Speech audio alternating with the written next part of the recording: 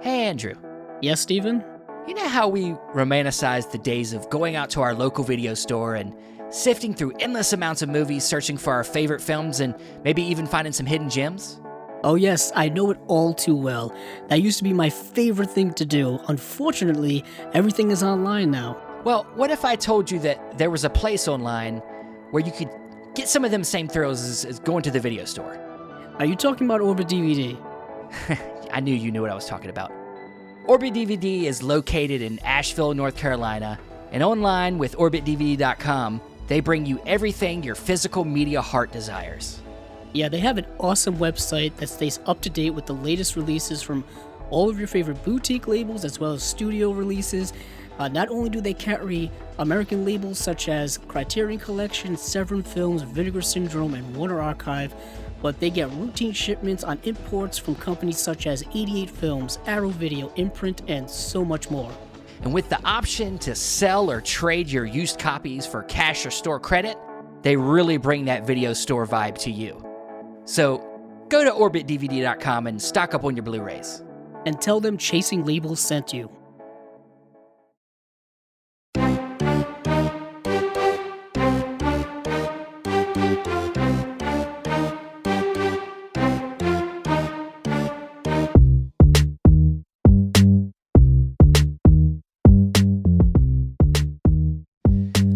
Welcome to another episode of Chasing Labels. I am your host, Stephen Billings, and with me, as always, is your other host, Andrew Cabral. How you doing, man? Doing good, Stephen. Doing good. Back again for another, I was going to say fun-filled episode, but I would say that's accurate. You didn't have to stop yourself. It's always a fun-filled episode. It's always a fun-filled episode when you're talking movies, talking Blu-ray releases. It's getting to that time of the year where the holiday season is upon us. Late year sales are slowly upon us. Yeah, the Criterion sale just started this week. Dropped today. Yeah. And of course, Amazon in their infinite wisdom decides to kind of undercut that once again with price matching everything. Sure. If you don't have a Barnes & Noble near you, you can give into the corporate machine and buy from Amazon, I guess. I mean, you can buy online at Barnes & Noble. It is a little, it's not as quick, well. But it's another avenue if you don't have a Barnes & Noble near you. But of course, as always, we have another great guest for you this week, somebody in the industry. We go from one label to another to give you an inside look at all these releases that you keep putting down your hard-earned money into. Definitely. And on Spine number 74, we've got a special guest, first-time guest. Who do we have? Definitely. Definitely one I've been trying to get him on for a minute, but he's a busy man, and so I finally wrangled him. And so this first off had talked with somebody he co-directed. We talked with his co-directing partner on the film, the Found Footage Phenomenon, earlier this year, and so he's obviously a filmmaker. He's also a contributor and producer to a lot of extra content on all these Blu-rays you love. Whether you're talking about 101 Films, you're talking about Arrow. You got, of course, Second Sight Films is one of the big ones, and that is Phillip Escott. How you doing, man? I'm very well, guys. Thank you very much for having me. And yeah, sorry it's taken so long. Oh, it's okay. No, I know you're busy. And we just feel lucky being able to wrangle any of you people in to do our show that is listened to by very few. No, I'm just kidding. We have a decent following, but it's a great pleasure to be able to have anybody to come on and talk Blu-rays and talk with us about what they do. So thank you for being here. No, it's my pleasure. Yeah, and so first off, we like to always start with our guests about, of course, I think most of us get into this for the love of film. So we want to start where your beginnings are, where you're from, and where your love of movies started to sprout. Yeah, so I'm from Cardiff in Wales, and my sort of passion for film started back in the VHS days when a friend of mine rented Poltergeist 2 when I was, I must have been about 5, and it scared the shit out of me.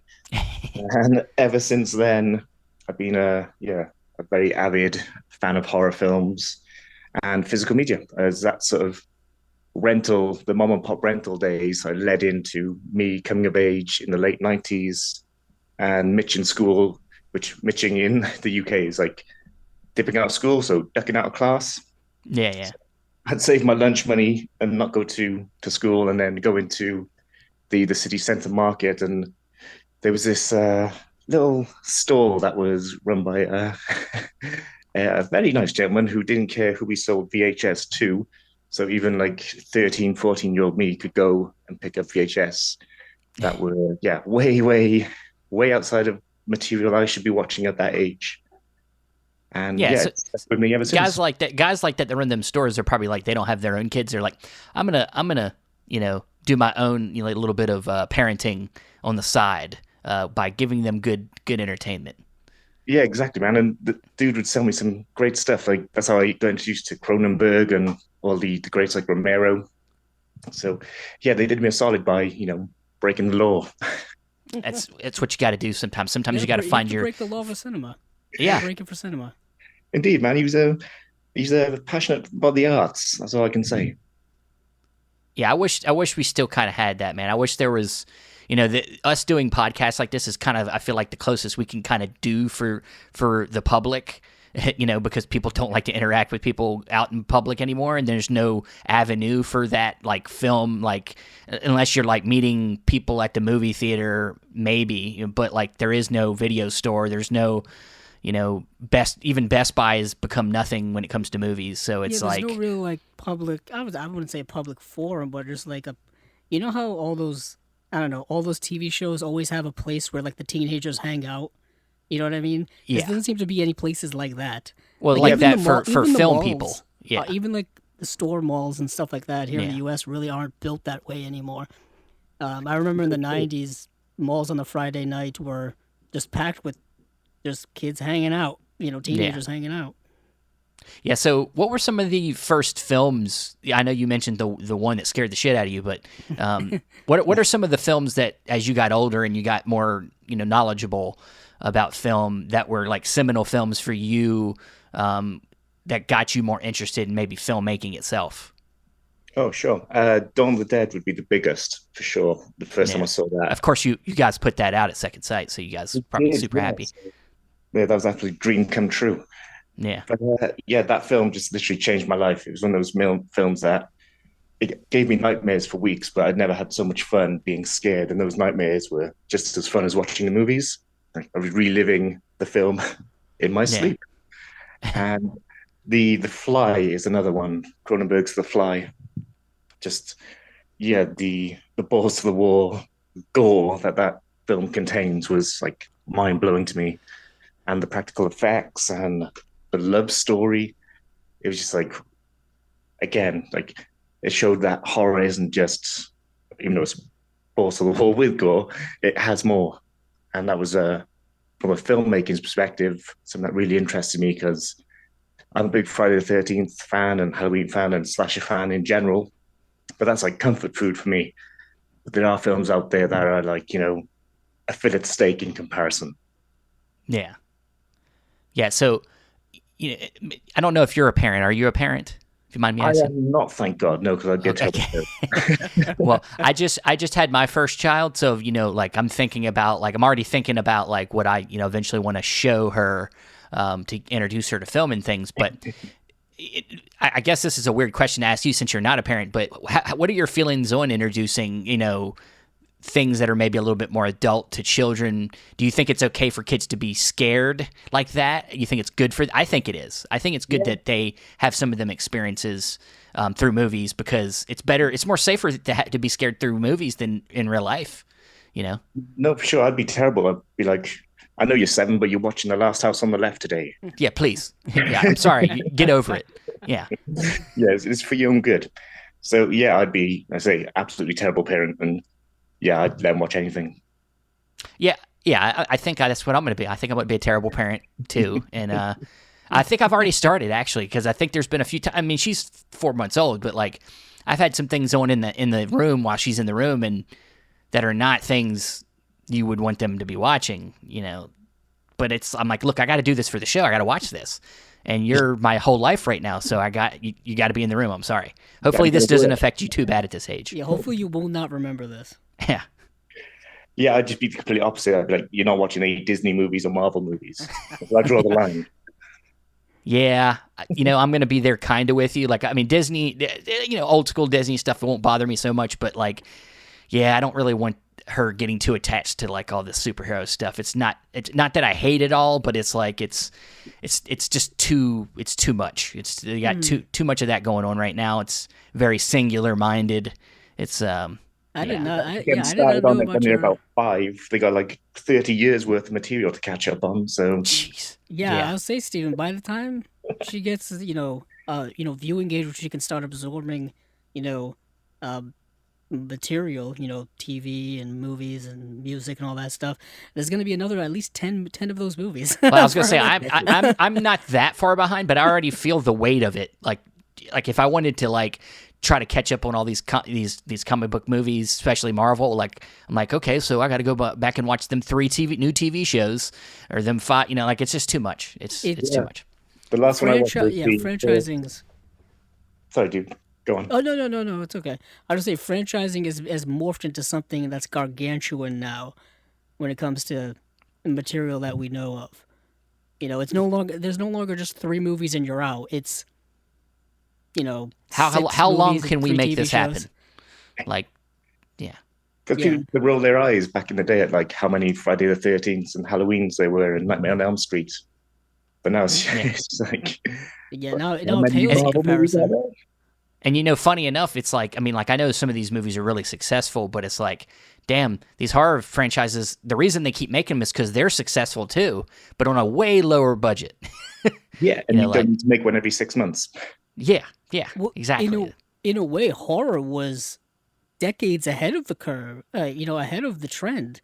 Yeah, Because for sure. as you're saying, there's you know so many Friday the 13th, so many Halloween, so many Hellraisers, you know, so many Nightmare on Elm Streets. Puppet It's like they Master. were they were so far ahead of it, and like and they got criticized for it for so long. Like, oh, here's here's part 8 of whatever, and it's like, oh, here we go again. Who it's the same setup again, but it's like now that's the norm. Yeah, So it's the horror new was so thing. far ahead of things. Yeah. So, Philip, we know you're a horror nut. So I know you have delved into filmmaking yourself. I know you've done some camera operating, done some producing, things like that. You've co-directed some things. Tell us a little bit about your way into filmmaking and some of that journey. Yeah, so it was essentially just me trying to figure out how to get into the film industry. Was me buying a DSLR camera, making a couple of short films over the weekends with friends, and that sort of morphed into camera operating. So I made a couple of films with the Asylum, Eey, another interesting company, and from there it led to me doing my first feature film, which was called Cruel Summer, which played at a bunch of film festivals back in 2016. Uh-huh. And yeah, from there I thought, this is it. I'm going to become a filmmaker full time. And that didn't happen. But Yeah, it it's led to some other interesting avenues in the home entertainment world as I was shooting interviews for labels like 101 and Arrow and 88 Films. And yeah, the filmmaking kind of took a side seat to the distribution side of things. yeah, and it's good. I think it's good though. I'm assuming you're somewhat happy about that. I think I would assume since you keep doing it, but being some of that, having that knowledge of filmmaking, and then talking to other people that are in the film industry, you're interviewing other filmmakers. It helps give you that nice, well-rounded like thought process when you're interviewing them. Yeah, I like to think so. So I kind of come at it with the mindset of a film geek myself, as well as knowing the ins and outs ish of indie filmmaking. Yeah, yeah. So when it came to the home media stuff, what was the first kind of like break into that? Tell us the story of how you kind of broke into that. Yeah, it was in the early days of Arrow. They were doing a bunch of stuff back then, and I started shooting little interviews for them for with academics and stuff like that. And that led to more and more on camera work, off camera work, also editing work. And from there, other labels saying, check out these releases and they see who's working on these releases. And from there, it was like labels would contact me asking if I could do some things for them. And in the space of like 2 years, it kind of just built up to a thing where it became a full-time job. Yeah, I was going to So say, it's a more sexy story, but yeah, it was just okay. So yeah, and of course, my work. your knowledge in editing, filmmaking has helped you have like a kind of a wide range, a jack of all trades type of thing where you can help other, companies do a lot of different things, not just shoot interviews and give interviews, but like you can actually do some of the actual hands-on work. Exactly, and that led to some acquisitions work as well, and helping other labels pick titles. So with 88 Films, I got a chance to help out a lot with their Italian stuff. Some titles for Arrow, like Colobus, Hmm. some really like obscure 90s stuff I grew up loving. And then yeah, that led to me getting on Second Sight's map after I did The Cooler for Wonder Woman Films. They were impressed by the documentary I made for that. And I would start working with them on a freelance basis in 2018. Yeah. And then, yeah, as of this year, I'm with them full time as well as running my own label. Oh Yeah, yeah, wow, and that's a good nice. transition because Fractured Visions is who you're referring to, which is not only a boutique, but also it also does a lot of its own festival as well. So tell us more about Fractured Visions. Yeah, well, it started off as just an excuse for me to put cult films on a big screen here in Cardiff. So just like a chance to get with friends, drink beer, watch crazy movies. And that was like a monthly thing I used to do. And it led into the film festival. So we had a weekend of just crazy horror movies we could all watch and drink beer to. So kind of like what I used to do as a kid with the Blockbuster and the mom and pop rental stores, just rent a bunch of movies and watch them over the weekend, but in a cinema. That's the And, dream. and That's the dream. yeah, indeed, so I've not really changed or grown up since I was like a teenager. Still do the same shit. And yeah, that just led to me thinking, well, if I can just take this experience of bringing horror to an audience on a wider scale via distribution, seeing I'd been doing it for a couple of years, and I had some saving up, some money saved up, and yeah, I just thought, well, fuck it, I'll buy some movies and see what happens. Yeah, and yeah, you guys have you're a relatively young company, and you're not like pumping it out like a lot of these boutiques, but you got some really interesting titles in your slate so far. You got a couple big Italian crime films, one from Umberto Lenzi, and then one from Sergio Martino. So that's some good heavy hitters there alone. And then, Thank of you. course, your love of horror. You got some really kind of probably underseen horror films. Indeed, it was trying to find that balance between the more established acts and the emerging talent. So I didn't want it just to be all library, like old school films. I thought physical media is a reduced sort of market now. So newer films aren't getting the treatment that the older films are getting. So in some way, I want to try and rectify that and spotlight these newer films that I absolutely adore and give them a release that some of the more lavished films are receiving. Yeah, and I would say, and I don't tell me if I'm wrong, but I feel like that influence is happening at Second Sight as well, because you do put out every once in a while. Second Sight puts out some older films, but a lot of what they're putting out is these kind of critically acclaimed, horror or genre things from more current directors like your Jennifer Kents and things like that. Do you feel like that's an influence you've brought? Yeah, I'd like to think so. But Chris, who is the main man over at Second Sight, he's got his finger on the pulse when it comes to cult films. So I'll run titles by him. He'll be like, "Oh yeah, that's a good idea." He'll run titles over to me, thinking if it's a good idea or not.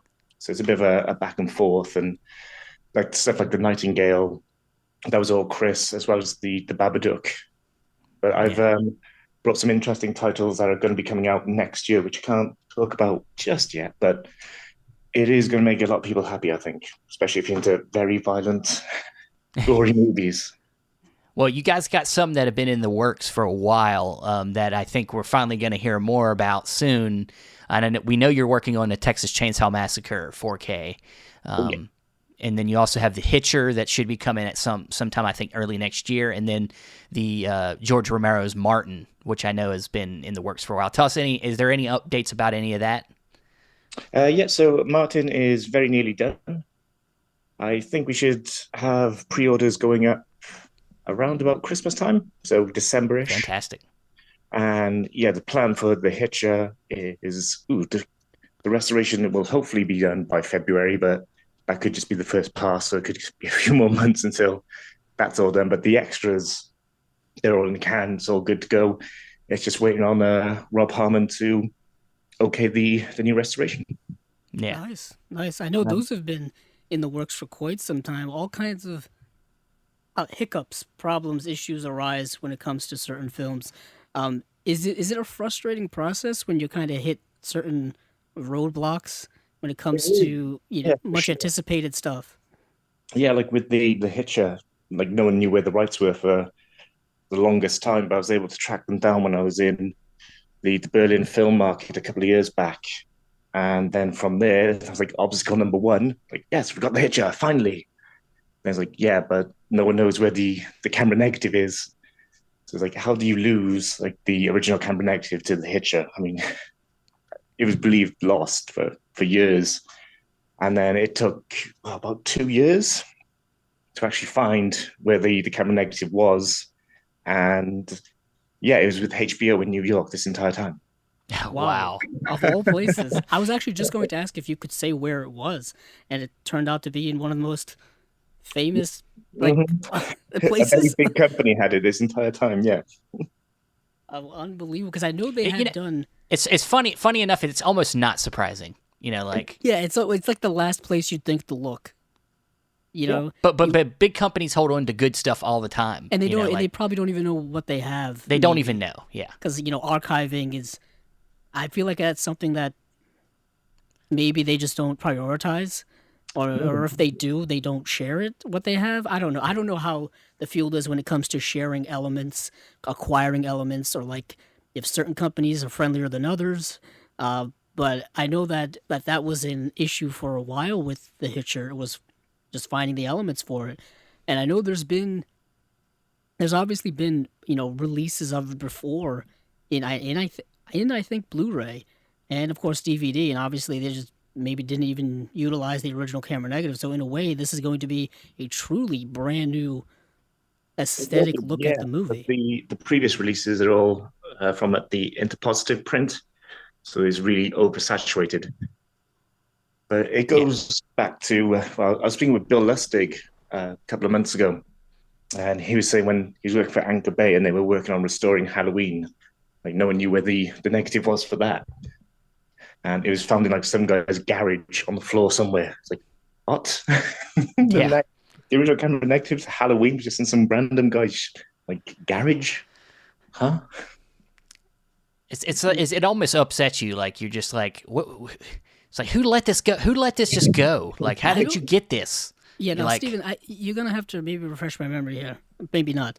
I think it was either I was reading it on Twitter or I don't know if it was a guest we had, but it was something that I came across in my mind somewhere where someone who does, like acquirements of film reels and elements and whatnot, someone was storing like film reels in a barn somewhere. That was David Gregory. Yes. Some of the British exploitation films they're releasing. Yeah, apparently Andrew Furtado talked to us about it. Yeah. Yes, he did. That's what it was. And it was like, it was Andrew Furtado a couple of weeks ago. So you're right. And it's just like in a barn of all places, the least likeliest place you should ever store film prints. Yeah, the run down barn. It was covered in pigeon shit. And yes, it's not the best elements to keep these prints in. No. Yeah, it's tough, man. It's tough. I think people that I think a lot of these people just don't know what they have, of course. And I think it's also like, even if they know that they have a film here, they don't know how to store it properly. They don't know how fragile it is.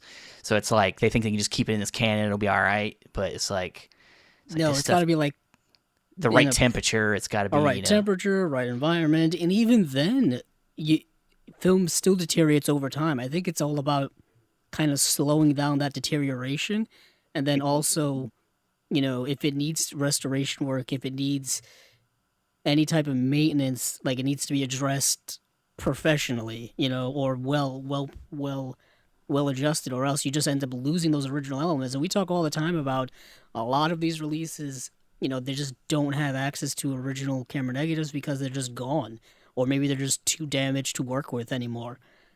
And it's glad to see that a movie like The Hitcher, which is an anticipated release to say the least, and it's glad to see that those elements are still around and we're in good enough condition to work with. No, exactly. So luckily it was with a big company like HBO, so it was still taken care of. But yeah, they just didn't know they had it. Yeah. But one of the other ones I'd brought up was the Texas Chainsaw Massacre, and I know you directed and wrote a documentary, I believe, for that release called "The Legacy of the Texas Chainsaw Massacre." Can you speak to any of that? I did, yeah. So that's all wrapping up at the moment. We're just getting the okay from the rights holders on the documentary because all the film footage that's in there needs to be cleared by them. So it's in the final phases of being okayed at the moment. So yeah, realistically, it'll be an early 2023 release. Great. Yeah, so it's going to have its own separate release. Is it going to be on the 4K release It will be, Texas yeah. Chainsaw? So Okay. all the archive material is going to be on there, or like the stuff you're familiar with already. But yeah, with this new, it's like 80 something minutes documentary that Yeah. interviews a lot of people who have worked in the franchise, as well as filmmakers who have been inspired by the film, as well And as yeah, I see Freddie biggest academic. Alvarez is included in there. Just tons of people that you talk to on this, and so being that you're a veteran at doing all that stuff for interviewing things, how was it? Is Texas Chainsaw like one of the prime horror franchises that you love? It is, yeah. It's one of here in the UK. I mean, it was banned for so many years. It's like the holy grail trying to find a copy of it. And yeah, when I was a kid, I did finally get a copy of it, watched it, and just didn't understand why it was banned. I just thought it was just an annoying film. It was just this woman screaming for like 30 minutes. But then as I grew up, I went back, revisited it as an adult. Yeah, it just hits you way different. You understand what Toby Hooper's doing. But yeah, as a teenager, I was like, oh, why can't it be like Texas Chainsaw Massacre 2, which is all hokey and goofy and blood everywhere? I was just gonna ask you what your thoughts were on Texas Chainsaw Massacre 2 because it's so vastly different a movie than the first one. So yeah, back in my younger days, I did prefer TCM 2, but now as an adult, it's TCM all the way. The original is definitely the one that stands out for me now. It's just, yeah, even watch it recently on the big screen. It just the first time I'd actually seen it in cinema, and I was blown away by everything, like the editing, just the sound design. It's just, yeah, it's a masterpiece. Yeah, and I'm gonna need you to reach out to Brad Henderson on Twitter because when we had him on recently, he was like, yeah, because Vinegar Syndrome is putting out Texas Chainsaw Massacre 2. It's actually probably in my mailbox right now, and he's like, yeah, the second one's better. So Well, it's so yeah. I was just saying 'cause they're so vastly different. They're almost polar opposites in terms of tone and everything. I mean, it's so, and they're both directed by the same director, which is also just interesting to me because usually, usually horror, you don't get the original directors to do the sequels, let alone so far after the first one came out. Um, you know, it's John Carpenter never went back to do any of the Halloween sequels or anything like that, so you never get to see all these kind of storied franchises. I think the closest you get is like Wes Craven coming back for He New did come back Nightmare. to do New Nightmare, and I believe some of the same directors in Friday the 13th kind of made subsequent movies, I think. No, I think they were all individual directors, weren't they? Oh, In okay. Friday the 13th. But I I think think you're right, yeah. just Toby's like aesthetic, isn't it? Like Yeah, both those films represent a certain moment in time. Like TCM is just ingrained in the sort of depression of post-Vietnam, whereas the second one's just ingrained with the yuppie mentality of like Reagan's America. Yeah. Yeah, and it's so incredibly ingrained, I would say, within the 70s. That whole aesthetic of the 1970s, like American cinema, I just think gritty, grainy, depressing, and Yeah, exactly. nihilistic, you Hmm. know? Yeah, And like that movie's so quintessentially that. And to be shot, on 16 millimeter gives it the extra dirtiness of it all. yeah. And it's Well, it's so interesting how it's happiness of still it. it stands the test of time. Yeah, for sure. I Yeah. think it's better now than well, I say it's better now, but it's certainly better than when I first saw it in the 90s. It doesn't seem to age. If Yeah. anything, it just gets better, like a fine wine. Oh yeah. So when it comes to the philosophy over at Second Sight, you know, I know we talked about like what maybe you influenced, but there's a lot of great labels. A lot of great labels have different ways of going about selling their boutiques to how they in Second Sight's like really consistent, and of course like everything you put out is in really nice packaging and really nice just everything. The booklets are amazing. Tell us about like that philosophy, like of instead of coming out with this big batch of films every month, you've decided to kind of just do like one film, maybe two films a month, and like Tell us where the budget goes. yeah, tell us like where the strategy is, where that mindset is. Yeah, well, to be honest, because we're such a skeleton crew, I mean, there's like three of us essentially, so we couldn't manage the workload of the bigger companies that are able to put out 5 or 6 titles a month. It's just not possible. We don't have the bandwidth. So it's essentially just taking our time with the releases we have to make them as strong as they can be, which is freeing because and annoying, I'm sure, for a lot of people because it means we can be a bit loose with the release dates. If we get something late in the day that we think will make the release even better, we can press pause. We don't have to worry about hitting deadlines. It's not something we tend to care about as much as making the release as good as it can be. But Chris is very much when it comes to the packaging, the booklets. It's like his it's a real passion and his real art. And yeah, he's got a great eye for artists and he's got a great eye for essays and writers. So that's something I've wholeheartedly stolen from him. In all honesty, his attention to detail when it comes to packaging.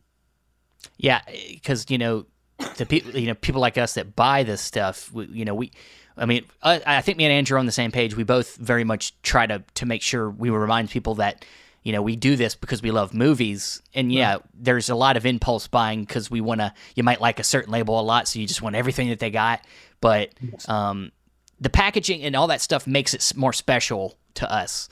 And so I'm a self-proclaimed box set whore. Oh, yes, you are. Yeah, and but in your pack, I don't think Second Sight has really put out really a true box set like with multiple films. But I don't know, is that something you guys have thought about doing? I don't know if you can share that or not, but either way, your packaging's always really nice and limited and rigid and amazing. But Well, thank you. To be honest, the box set thing, it's not really crossed our minds because again, a box set you need to be working on 3 or 4 films at a time. And again, it's a bandwidth thing. yeah, yeah. So yeah, it could be something we do in the future for sure. But at this moment in time, the biggest box sets we do are for standalone films like with Dawn of the Dead, where even that could be like a 9 disc set. Oh yeah, Yeah, yeah. that in and of itself is essentially a box set. It's literally one. It's literally a box. It's literally a box. Yeah. Shaped like a box. Well, I mean, but it's the it's the got all the drive, bells and whistles of a box. yeah, and the Drive 4K was God, it was humongous. Right. With not Yeah, only and a, to be a honest, a book, lot of a that was hardback Nick's book, doing but as well. Because yeah, Nick there's was a very much novel in hands-on there. with Yeah, that, yeah. And Nick kind of oversaw the look of that. In fairness, he had a big say in how that whole thing should come together. So Yeah, yeah, and even some of recent release of Dog Soldiers, which is something that's been released, several times over the years. The added, you know, the added kind of boost, I guess, for maybe collectors or movie fans to rebuy it or buy it and do. Not only is it a 4K release, but the cover art of that when that first dropped, it's bold, and it when you're scrolling and looking at so many movies and so many releases like we do, things like that pop out. You know, things like that'll like grab your attention right away. I don't know if that's intentional, Oh, for but sure. Yeah. it just a stunning looking aesthetic of the cover of Dog Soldiers. And I think that was another one where wasn't there like some elements issues There was, with yeah, that as well? the age-old story. The camera negative was MIA for the longest time, and yeah, we were about to avoid doing the 4K entirely because the previous masters were all done by an interpositive as well, and just they weren't up to standard. But luckily, one of the producers like came in, swooped in at really last minute, and was like, "Yeah, we finally found it." And God. so yeah, so that delayed the release by some time, but because that artwork we had done about 3 years ago. I was gonna say that artwork dropped online like I think a year before we got it. We like maybe like I want to last say a year summer before or it came like out. Yeah, yeah, because Yeah, and we talked then about it early on in our show, and we started the show what early 2 years ago. early 2021 or Or early 2020. Yeah. okay. yeah, because So we And shot yeah, I the mean letters yeah. for that about 2 years ago as well, but it was just working on the restoration that took up the time. Yeah. But that's something we really appreciate about the boutique labels that go this far is that they do take the time to make sure they're restoring and giving us the best, looking, right, thing possible. Because and then this isn't me like because all companies have their limits and like decide on where they're going to put their money. And so there's certain labels that don't do that work and they right. spend their money doing more towards acquisitions and maybe more towards Not the yeah, packaging and then and also but like yeah, some have like maybe deadlines, like you mentioned, deadlines, or they have to, this has to be out by a certain time, or whatever the detailed like conditions may be, the context of it all. But for boutique labels, yeah, we've talked to people who've said, yeah, this was years in the making. Like we've been working on this release for 3 years, 4 years, and it's like there's just an exhaustive process where you guys really push it to the nth degree in terms of trying to make it the best you possibly can and exploring every avenue to do so. Yeah, And exactly. Because Martin's been, I think that was announced at the same time as Dawn of the Dead. But again, yeah. it's been hoping out, trying to get the elements, it's still trying to get that extended black and white cut, the original version that George prefers. But yeah, and that's it taken a must be long time to difficult. try and negotiate, but we've had no joy in it. So it's just stuff like that keeps ticking over. It's like, oh, if we just delay it by another month, we might be able to talk sense to some people. And yeah, just get to a point where it's like, oh, we need to do it before we actually run out of our license term. Yeah, yeah. Yeah, I was just gonna say I don't know if there's a limited amount of time where you have licensing and stuff like that to actually put this thing out. The last thing you want is to put something out and then lose the license a month later or something Exactly. like that. And it's just it must be a money time crunch, and just all of those details of having to hunt down these elements, having to negotiate with whomever, wherever for them. It, I feel like that's kind of like the bedrock of the process. Like without those elements, it just you can't have a release. Like it seems like the most essential thing. Well, of course, man, because yeah, if the film's not in the strongest possible version it can be, what's the point of fans buying it? I mean, some of these films have been available for so long, and in standard Blu-ray editions are okay. I mean, Drive took years to do because, again, they not so much lost the negative, they lost the original data files, so the timeline that was all edited on. So Wow, it was found somewhere in Canada. Jeez. that's A baffling big because movie that's a like that, modern film. Like exactly, that 10 years that's a old. movie that came out in 2011. I remember when it came out. Everybody lost their minds when that movie came out. It was so hyped amongst cinephiles and all that stuff. I mean, I have the original Blu-ray release. I mean, people, yeah, that put Nicholas Winding Refn on a lot of people's maps and a lot of people's minds. And then, of course, they went back to look at his other work. But it just, yeah, to hear that about a modern film, not only a modern, but a modern film that played in like thousands of theaters. Like it wasn't like strictly an art house film. No, so yeah, Ryan Gosling movie kind of almost got lost. What and the other thing that's got to be tough about this particular movie is that Nicholas Winding Refn's probably a busy guy, so it's like getting him in there to just do the work to do that restoring work. Just like a lot of other current filmmakers that are probably still busy that want to we talked about it many times. Peter Jackson doing some of his early work. He promised that years ago, but we still haven't seen it. Especially when Nick has a lot going on project-wise. But luckily, we sent all the work to be done by Company 3 in New York, who did the film originally. So Yeah. they know the film as good as Nick. So they got that shorthand, and he trusts them. So they know they're going to make it look as he intended to. So it's a case of just letting them do the work, send it off to him to review, and he'd send a few notes back. They do it. And from that sense, it was quite easy. Yeah. Yeah, we talked when we had Sean Baker on. We talked a little bit about the process of restoring some of his earlier work as well, and how a lot of that had to be done frame by frame and just meticulously, specifically with Takeout. Like was that his second film, Stephen? Yeah. And Yeah. the Criterion Blu-ray which just came out with that had to be like restored frame by frame, and it was a long process where he had to like supervise that and whatnot. And obviously he's a busy person, as well as a lot of these other filmmakers that are constantly working on projects and living their lives. Indeed. But Sean is like he's one of the nicest people you'll ever get to speak to, and if you know him, he'll bend over backwards to help in any way he can. So it's filmmakers like that who, yeah, they're like the backbone because they're huge physical media supporters themselves.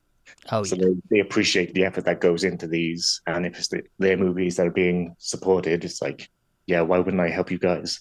Yeah, I was gonna say, no matter how the wide public feels about physical media, I think they know, especially guys that like to shoot on film, know that the Blu-rays and the 4Ks or whatever way it's going to come in is a way to keep the longevity of their, not just their work but everybody's work around.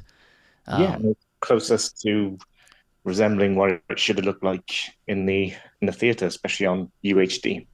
Yeah, and so getting down to concluding our conversation about about you and your work. What are some new projects is there any other new projects that you can speak to that you're excited about? I think Sarah Appleton said that maybe you guys would be working on another documentary at some point, maybe together. We are, yeah. So it's just started shooting actually. Great. We don't actually have a title for it yet, but it's going to be horror related, just much like the found footage phenomenon. It's going to Yeah. focus on a certain time in horror when that's not been as talked about or discussed as much as other areas. Yeah, I love that too. I told her, I was like, I'm not typically a huge fan of found footage. And I don't know that the movie necessarily made me fall in love with found footage now, but it definitely opened my eyes to a lot more of what you would even consider to be in that genre. And I really loved that about the documentary. Oh, thank you.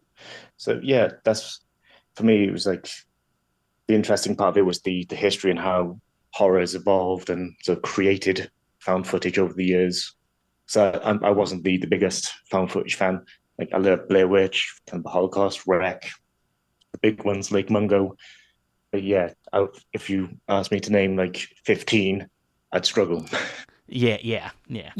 I mean, we could talk a little bit about your involvement with that film since we got Sarah's perspective.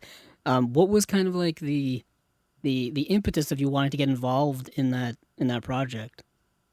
Yeah, so it was we were doing Lake Mungo. So I was producing the Lake Mungo release for Second Sight. And Sarah found out and was like, we need to make a mini documentary about found footage movies, but I'd already interviewed the cast and crew members that I could. And so budget was all gone. And I thought, well, that sounds like a big topic and not just like a 30-minute small piece on a Blu-ray. And so, yeah, from there, it was a case of developing it into something a bit bigger. And ironically, during that, we started working on the Paranormal Activity box set as well for Second Sight. And so, luckily, through that, we were able to get Oren Pelly because he was the the missing part in the documentary because we wanted to get Rogero Diodato and Eduardo Sanchez and Oren Peli as like the trifecta of found footage, like Godfathers, who like really pushed that genre. And yeah, again, Oren was very, very hard. And he was like literally the last interview we actually got for the documentary. And it was because we were working on the Paranormal Activity re release. Yeah, yeah. I mean, when you're talking about kind of key, you know, releases when it comes to films that have come out in that genre. I mean, like you said, the Blair Witch is kind of a big one, but then the Paranormal Activity is another one that I think kind of once again revamped that genre. And I don't know about you, but you might have been sick of found footage by the time you got done with all this. Yeah, but to be honest, I newfound appreciation for what actually goes into making them as well because they get listed as like just being a cheap and affordable way of making a movie, which they are to some extent. But to make a good one takes a lot of work. Oh, it takes some trickery because you're not just. It's not like they're just filming with a crappy camera and that's how it ends up being. Yeah. They're actually trying to make it look as realistic as possible while they're doing it. Indeed, And that's so what's make the that's what's story tough. resonate when it's like in real time, which is very challenging. It's a different way of telling stories. It's not the same narrative stories that you see. You're not cutting away from something. You're staying with it. So yeah, it is definitely a different. It's a very kind of a fractured, kind of extension of surrealism in horror. I didn't realize at the time while I was living through it that that whole found footage phenomenon was going on, and it took this documentary to look back in retrospect at it and to realize you're in a kind of a historical moment within the horror genre, and you don't really realize it. And I just find that very interesting because you know I always view the history of cinema, and it's just kind of cool to live in a historical moment, and it still persists today. Indeed, and I guess it's harder to really acknowledge something when it's still ongoing in a sense. So I guess with the slasher boom in the 80s, no one really stopped to think, wow, we're living in a moment right now in like 1986. They probably just like, oh, another fucking slasher film. Yeah. God. And it's the same with the found footage genre. It's like, oh, another found footage movie. Ugh. Yeah, and I think we'll say it funny enough about the comic book movies. Maybe if they ever stop, we'll look back and be like, huh, that was kind of cool, But when you're in it, you're like, crazy 20 years. Yeah. It just it's like the Western, in a way, like the Westerns just kept going on and on and on until they and they went through changes, but they played themselves out eventually. Yeah. And Well, in a way, the comic book movie is a bit of our modern Western. Not to go on too much of a tangent, but in the sense of popularity, entertainment, it appeals to people of all ages. It's kind of you're just replacing one for the other in a lot of comparisons. But it's interesting how like the found footage genre, and I was saying it a couple of times before you cut out, Philip, is that it has grown in different ways, kind of adapting to the times. Because, now it's not so much like someone finding footage on an old camcorder. It's now people like finding footage through like someone's computer that they were doing video calls on or something like that. So in a way, the genre just kind of reinvents itself in real time, adjusting to cultural changes. Yeah, and that's the beauty of it because it's so ingrained with technology. I mean, even going back to the early stuff, like Man Bites Dog, it was always like a student film crew shooting on like low grade video equipment. Same with Blair Witch. Same with Paranormal Activity. Then when digital filmmaking came in and cameras were more affordable. So yeah, I just think technology and the found footage genre are so married together at this point. So whenever new technology comes along in whatever variation, found footage is going to be right there, ready to move the story into that technology. Yeah. And before we head on over to talk Blu-ray announcements, we should ask you about you say you're a collector yourself. So tell us a little bit about your collection, what you like to collect. Oh, so I'm a sucker for all the boutique labels as well. So the Criterions, the Shout Factories, Arrow 88, 101, the labels I've worked Of course, for. I was going to say the companies you work for that you got the inside scoop on, and you can just Yeah, it does help, especially in the UK. Yeah. But say I'm in LA at the moment, and I actually got to go to a Best Buy for the first time the other day, and how disappointed were you? I was actually quite well. I'm disappointed by the size of the aisle.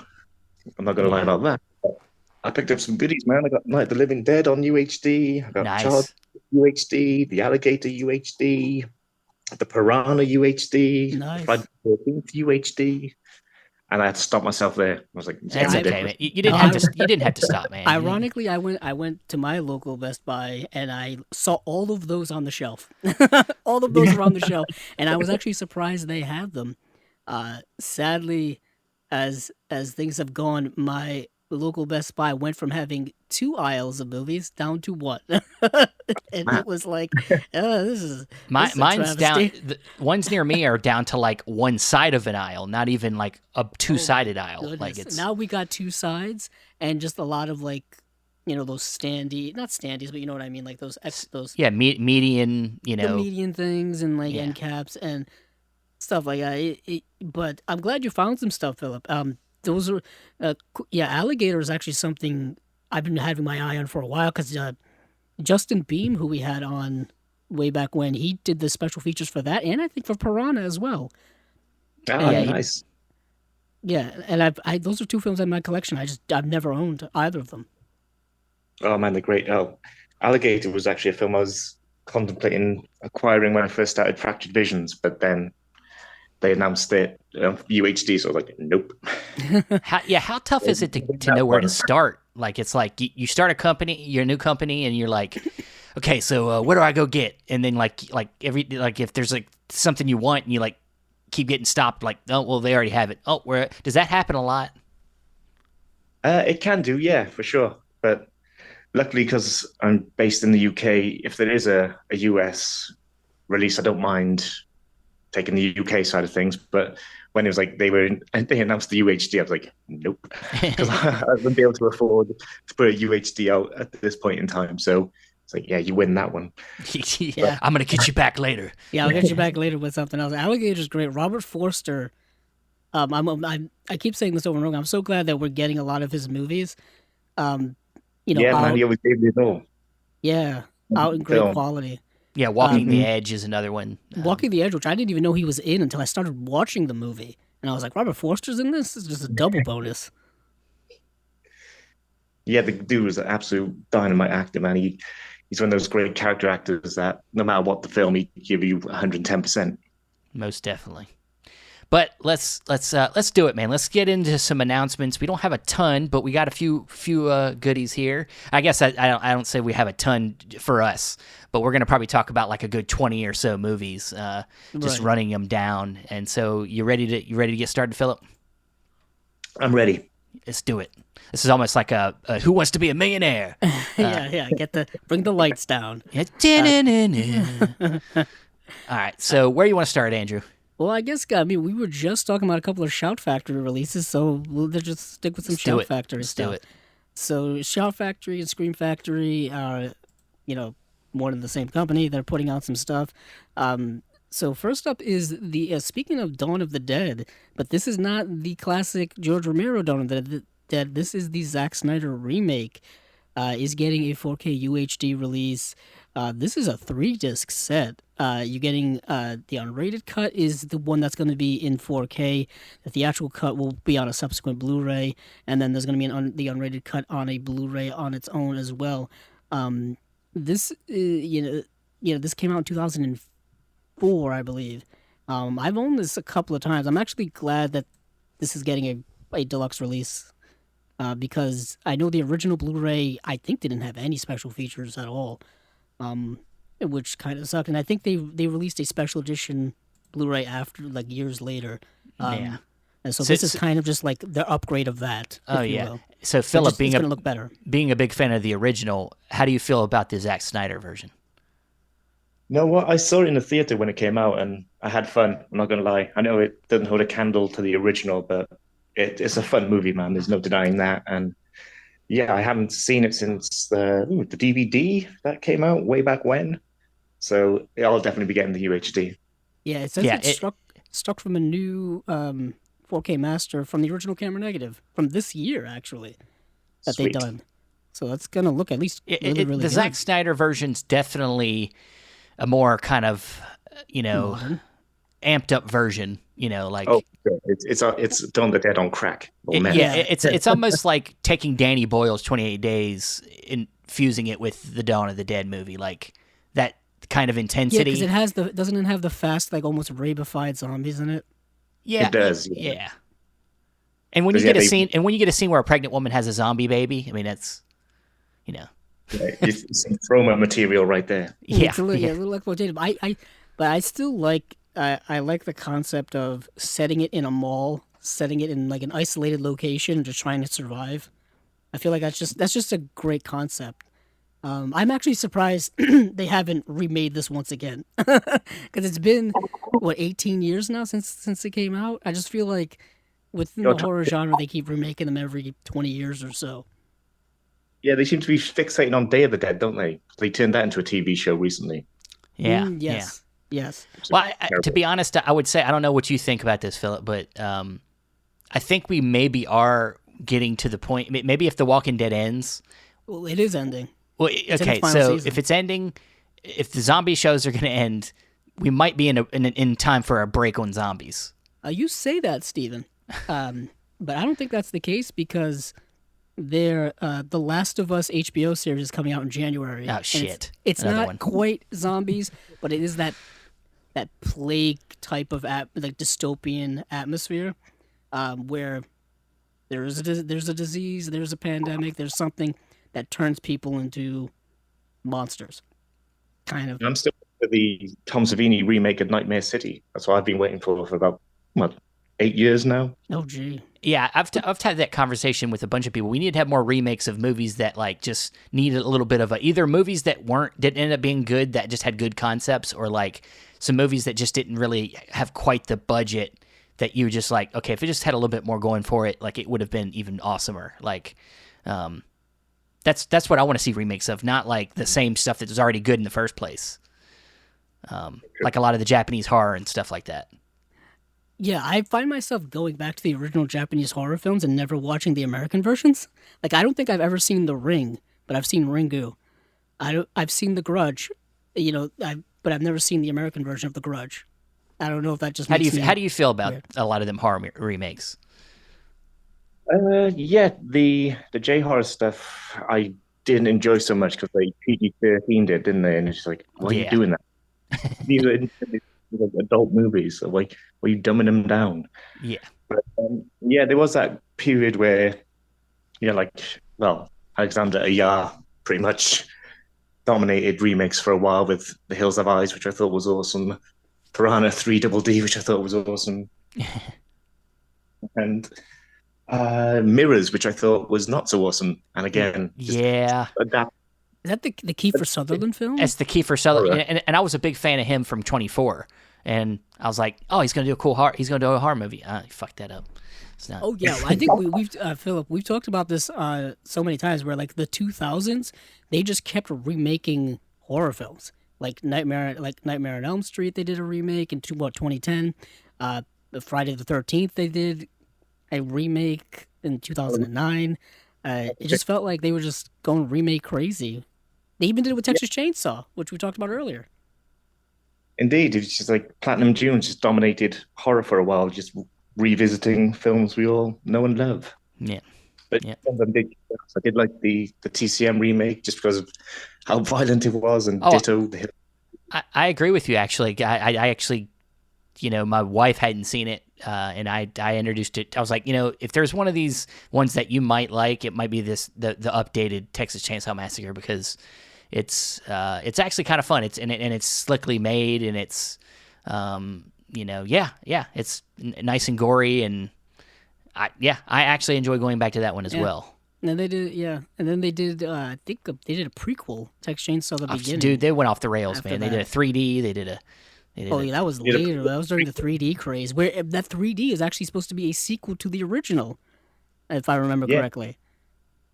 it was, but they fucked up the timeline, right? Yeah, it was like, wasn't it like It late takes place 80s? exactly after the first film, but then it says it jumps like 10 years or 20 years.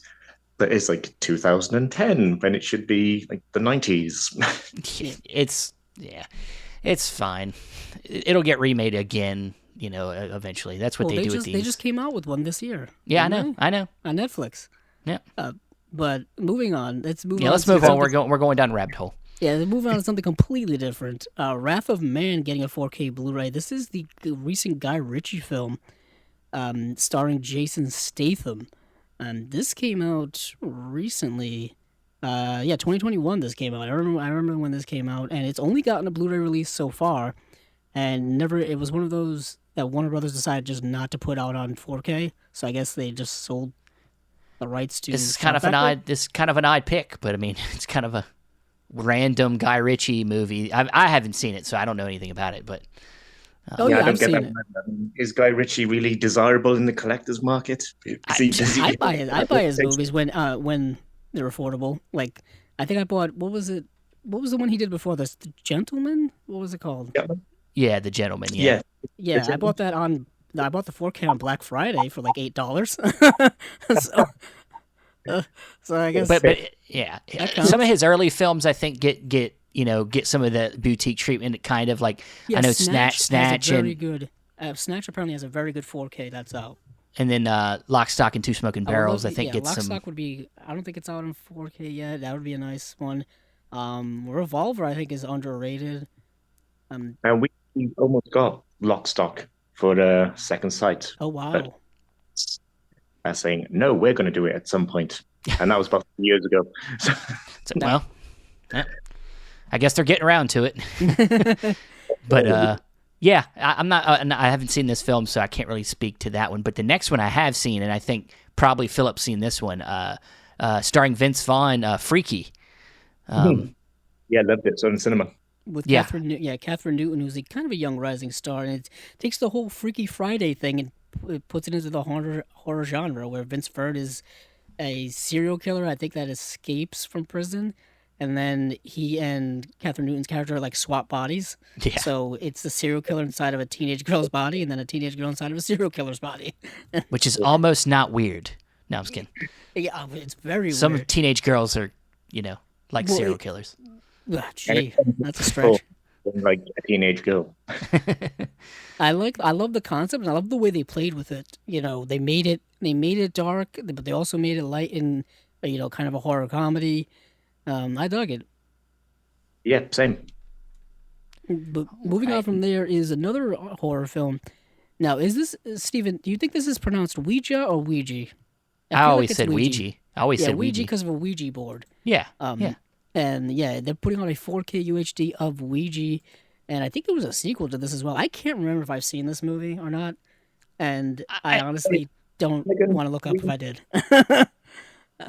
Philip, what were you saying? Did Mike Flanagan do the second one? Was that Ouija, the origin of evil? Do you have something to do with that? I think you're right. I think so. Yeah, because I know there was a sequel. Yeah, this one came out in 2014, and yeah, not directed by Mike Flanagan. And then I think there was a sequel. Ouija: Origin of Evil, which was directed by Mike Flanagan, and I guy believe that it's like a prequel Only to does that. Stephen King work now. Well, and Netflix stuff. Netflix and Stephen King, and he's the horror guy right now. His Netflix, miniseries are fantastic. Oh, I'm not making fun of him. I like a lot of his stuff. Yeah, I think his work on there is really, really I good. like. I'm one of the ones that really like Doctor Sleep. Oh, I was just going to say that. You read my mind. I think Doctor Sleep is one of the best horror movies that have come out in the last several years. It's a shame not more people saw it. Have you guys seen Hush, one of his earlier Netflix Yes. films? Yes. I'm a Yes. big fan.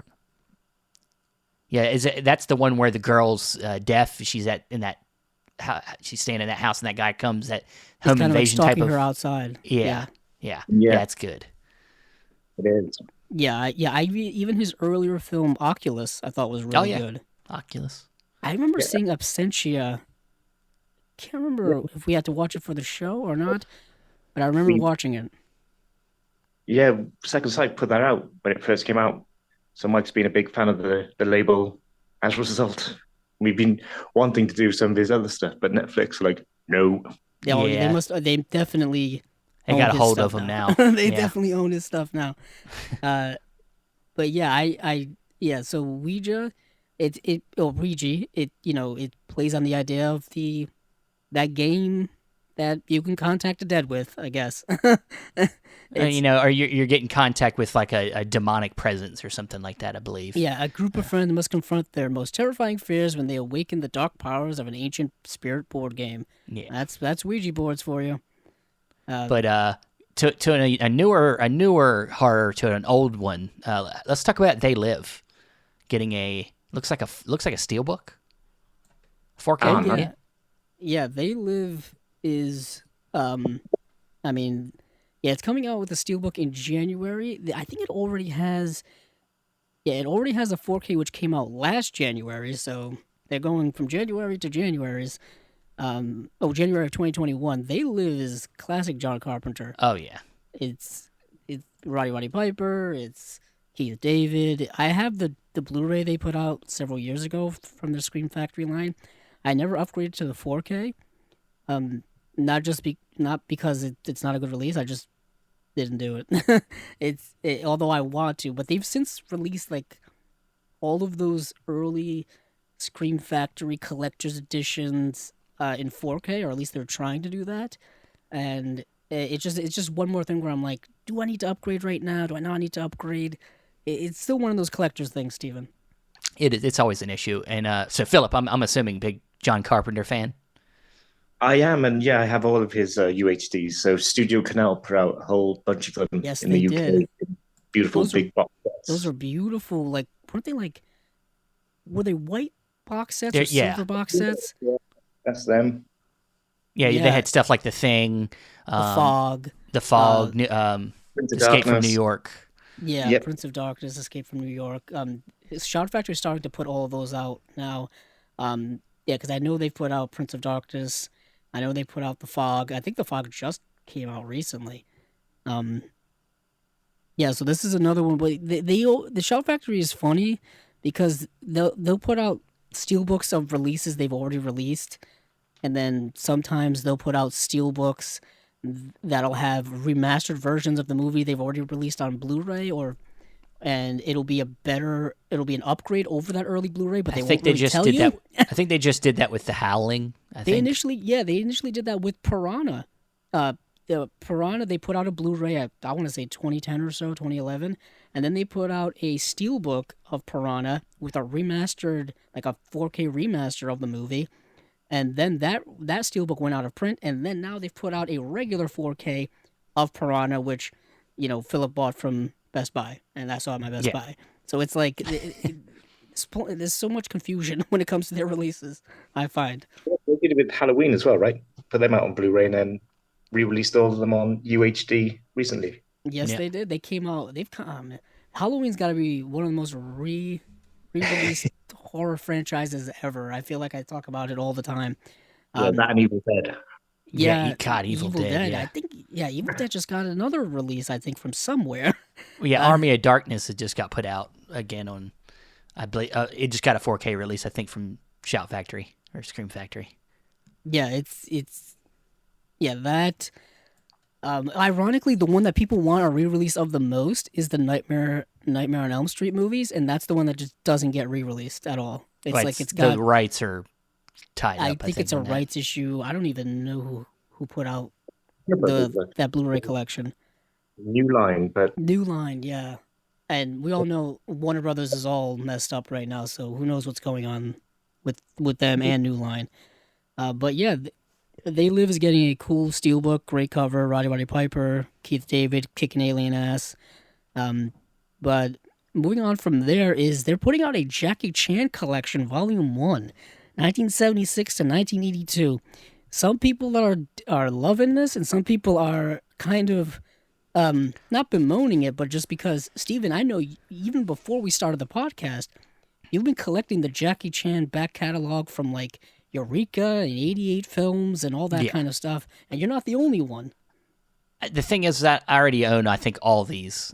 Oh, I was actually just going to. I didn't do the research. I think the only one I might not own is Dragon Lord, but all these Okay. other ones, either Eureka or 88 Films has put it out. And I believe most of these are 88 Films releases. I was just wondering if 88 or Eureka had put these out yet, and these were just. Yeah, Philip knows. Yeah. Yeah.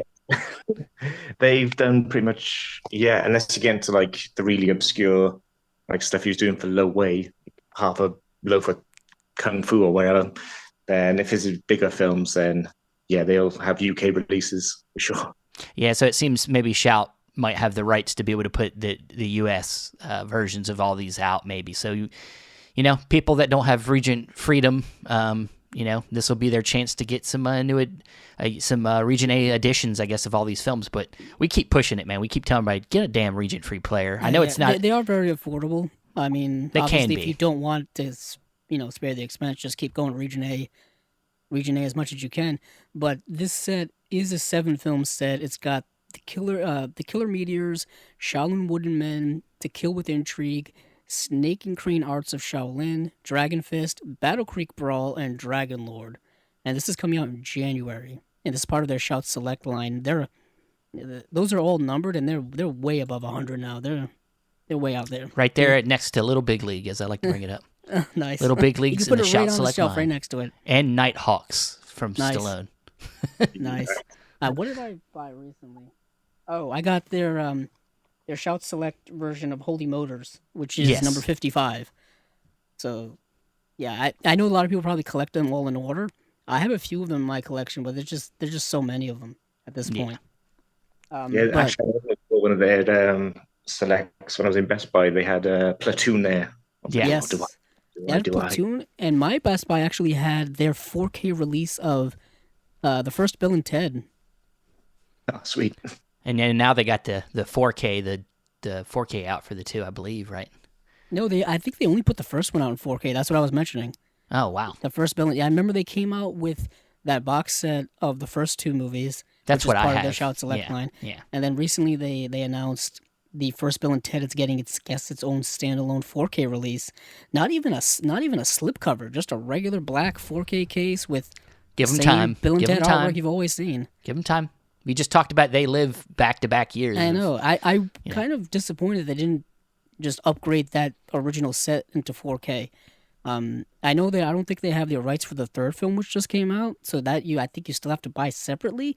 Yet I've seen 3-pack Blu-ray sets of all three of those films together, so I don't even know who owns what where anymore.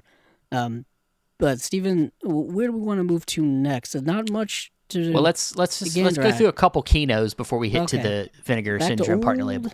Yeah, old reliable. We got to find out where we finished off. I know. So Okay. let's start with they recently announced that one of the Scrolling down here. one of the films that actually is getting released in the new neo noir box set from Imprint, the Crimson Rivers from 2000 is getting. I had a few more before that, but okay, if you want to Well, start dude, there. no, you're going too far back. Then No, I was going back down to 3 Days of the Condor. that's too far back. I don't think we talked about it, but anywho, yeah, we can start wherever you want. All right. Well, And I'm even starting the there. warning- Crimson even- Rivers. Yeah, Crimson Rivers, which is part of the neo noir box set from Imprint. Another movie which is they've also already released in Imprint is Warning Shot. I just thought I'd sneak that one in there. I Of know course. it's too far down for you, Steven. But I know it is. but it's just 2 Imprint titles that have already been released. Yeah. So Crimson Rivers. have you seen Crimson Rivers, Philip? Is that the Jean Reno movie? Yep. Yes. I have, yes, a long time ago. With Yeah, Vincent it's like Cassel. it's like 7, but it's yeah. Yeah. Yeah. Directed by Matthew Kosovitz. Yeah, it's kind of like what Steven said. It's very much like a 7. You know, it came out a But- few but years after French. 7, kind of trying to Yeah. take that hype. I think they made a sequel as well, if I remember correctly. Oh, I didn't know that. I'll have to check that. I have to figure that out. Where Miramax just renamed films back in the day, so it might be another job of that. But Hmm. I'm sure there'll be a sequel. Yeah. Yeah, and I remember when we talked about it when Imprint announced it. Is Matthew Kosovitz directed La Haine, which is part of the Yeah. Criterion Collection. I think it's Of an course, essential Vincent Criterion for Cassel's in everybody this to own. film, so Yeah, it's an yeah. amazing movie, and he also directed Gothica and Babylon AD. Lesser films than La Haine, depending on your perspective, but um, yeah, he's still working today on like I think TV and stuff. But yeah, the Crimson Rivers. If you didn't get that box set and you still want this movie, and this is a way to get it, I guess it's good. I remember both Steve and I really really liking it. All right. Well, moving on up the list here, we got Moving on Program up, to Kill I coming feel out like we January talked about this. No, 17th. maybe we didn't. What's Yeah, that? this. I feel like we talked about this movie before, but Oh, no, well, let's move on. no, I have One, no idea. one you'll love here, Lady from Shanghai. Oh, I'm about to go off, Steven. Yeah, I know you're about to go off. Hold me So, back Philip, now. I'm Hold me sorry, back. you're not going to be able to talk the rest of the So show. yeah, Philip, I have like and not an obsession, but Orson Welles is one of my like cinematic heroes, and Okay. just a big Orson Welles fan. So anytime one of his movies pops up on anything we talk about, I just go off. Um, and but Lady from Go in, Shanghai, Andrew. Go in, man. Go in. yeah, thank you. So Lady from Philip, don't Shanghai, encourage him. yeah, I know. Lady from Shanghai. You should have seen me when Citizen Kane was announced from Criterion. I lost my mind. Um, but yeah, Lady from Shanghai is this film from 1948 that he directed for Columbia Pictures. Notoriously, he and Columbia Pictures producer Harry Cohn had a contentious relationship. Um, but this is the movie where he basically the story goes is that he needed money for a production that he was doing, a stage production, and he basically called Harry Cohn and asked him for money and said that he would do a film for him. And Harry Cohn was like, "What do you have in mind?" And he just this is allegedly grabbed a novel off of a rack near him and said, "This film," and it ended up being The Lady from Shanghai, based off of this random book that he found. But Lady from Shanghai has been released a couple of times on Blu-ray. It's been released through TCM, which is the release I have. It's been released through Mill Creek in both the Rita Hayworth collection box set as well as individually, and it also has a release from Indicator. Yeah. Those were one of their early releases from Indicator. That's what I have. Yeah. Yeah, that's a gorgeous release. But what is different, obviously, between this release and those releases, it does have two new audio commentaries. One by Imogen Sarah Smith and one by Tim Lucas. So if you don't have any of those releases, or if you're like me and kind of want every version of this movie, you can buy it now from Kino, and it's about to. I think it has a slipcover and whatnot. This movie stars Orson Welles, as well as his then wife at the time, in one of my all-time favorite actresses, in Rita Hayworth. And I think by the time this movie came out, they were divorced. Like that's how the story goes. Rita Hayworth, notoriously one of the most gorgeous redheads ever put on screen. Orson Welles decided to dye her hair platinum blonde for this movie, pissing off Harry Cohn and the rest of the world. And this movie is just incredible. I absolutely love it. It's a film noir. It's another one of those movies where Orson Welles never got final cut on it, and it's just kind of, it's a mess because of it. But it's almost like a beautiful mess. Yeah. So, Philip, are you a fan of Orson Welles? I'm ashamed to say I've not really done much of a deep dive on him, to be honest. Yeah. Oh, yeah, Yeah. Andrew, don't hit me. I got my blind spots too. We all get our lanes that we like, certain genres or certain filmmakers, and that's where and that's the great thing about film is that there's always something new to learn, Oh, yeah. So, that's exciting. So, now you're going to have Andrew on your ass, message you all Orson Welles stuff. Yeah, Have you seen it? Have you seen I'm it just yet? gonna send you that when he was doing commercials in the '80s over and over again for like Yeah, peas I've seen his and- Godzilla movie, so I can vouch for that. Yeah. Oh man, Orson Welles for me is just such a cinematic, not misnomer, but just an entity that was just he was so brilliantly ahead of his time that the studios wouldn't ever let him do what he put his work out there. So he's almost like a what if scenario. Like, what if he was able to make the movies he wanted to make? How great, how much better would his career have been? it wasn't until later on in his career, and sadly after he has passed, that people look back on him and being like, yeah, he was brilliant. And that oftentimes happens a lot in cinematic history, where people or their movies they make are loved way more after the fact than they are when they came out. I guess when you make one of the most like beloved films of all time as your first movie, there's only one way you can go from there. Yeah, and that's always been the reputation, and it's such an interesting reputation because I think he did so much great work after that, but it's just because it's Citizen Kane, people don't look past it. Yeah. But yeah, so this is an interesting release. I'm surprised this movie's getting another release since it's gotten so many already, and I'm really surprised this didn't get the 4K treatment like they did for, um, uh, uh, Steven, what's movie am I thinking of here? Citizen Kane?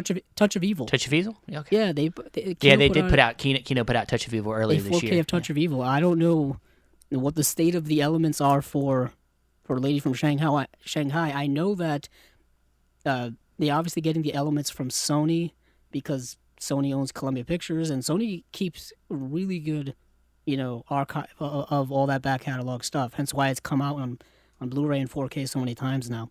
But moving on from there, Stephen, we do finally have confirmation of the date of The Italian Job, coming out January 31st. This is the Michael Caine 1969 movie, not the Mark Wahlberg 2003 movie, I think.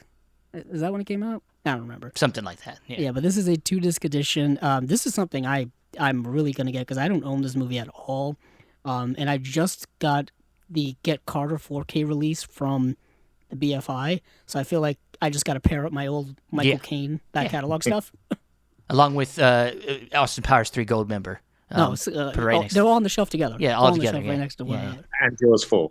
Yeah, exactly. Yeah, exactly. Easily.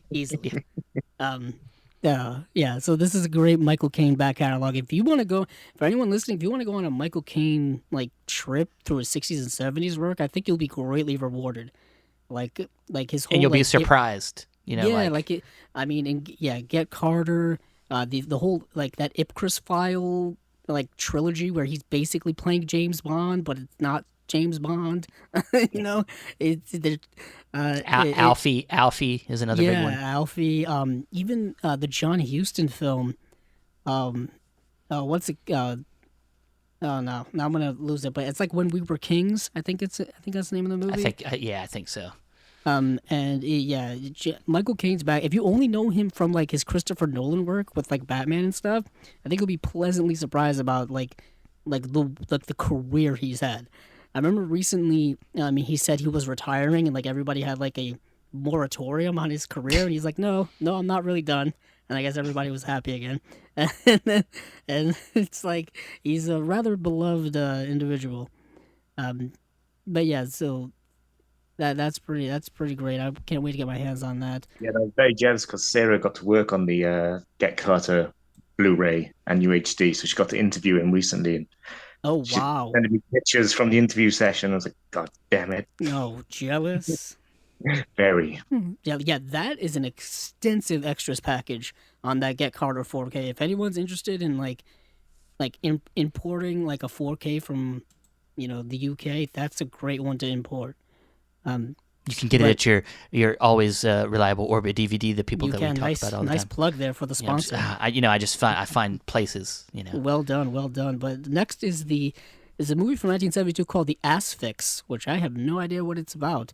Now there is a commentary by. Did you call it The Ass Fix? Yes, The Ass Fix. No, I'm just kidding. It sounds like not what the movie looks like from the poster. No, it doesn't. But it is a gothic horror. Apparently, it says blending elements. British movie. Yeah, a friend of mine, Simon Dolling, his grandfather wrote that film. Oh wow! Everyone in Britain knows everyone.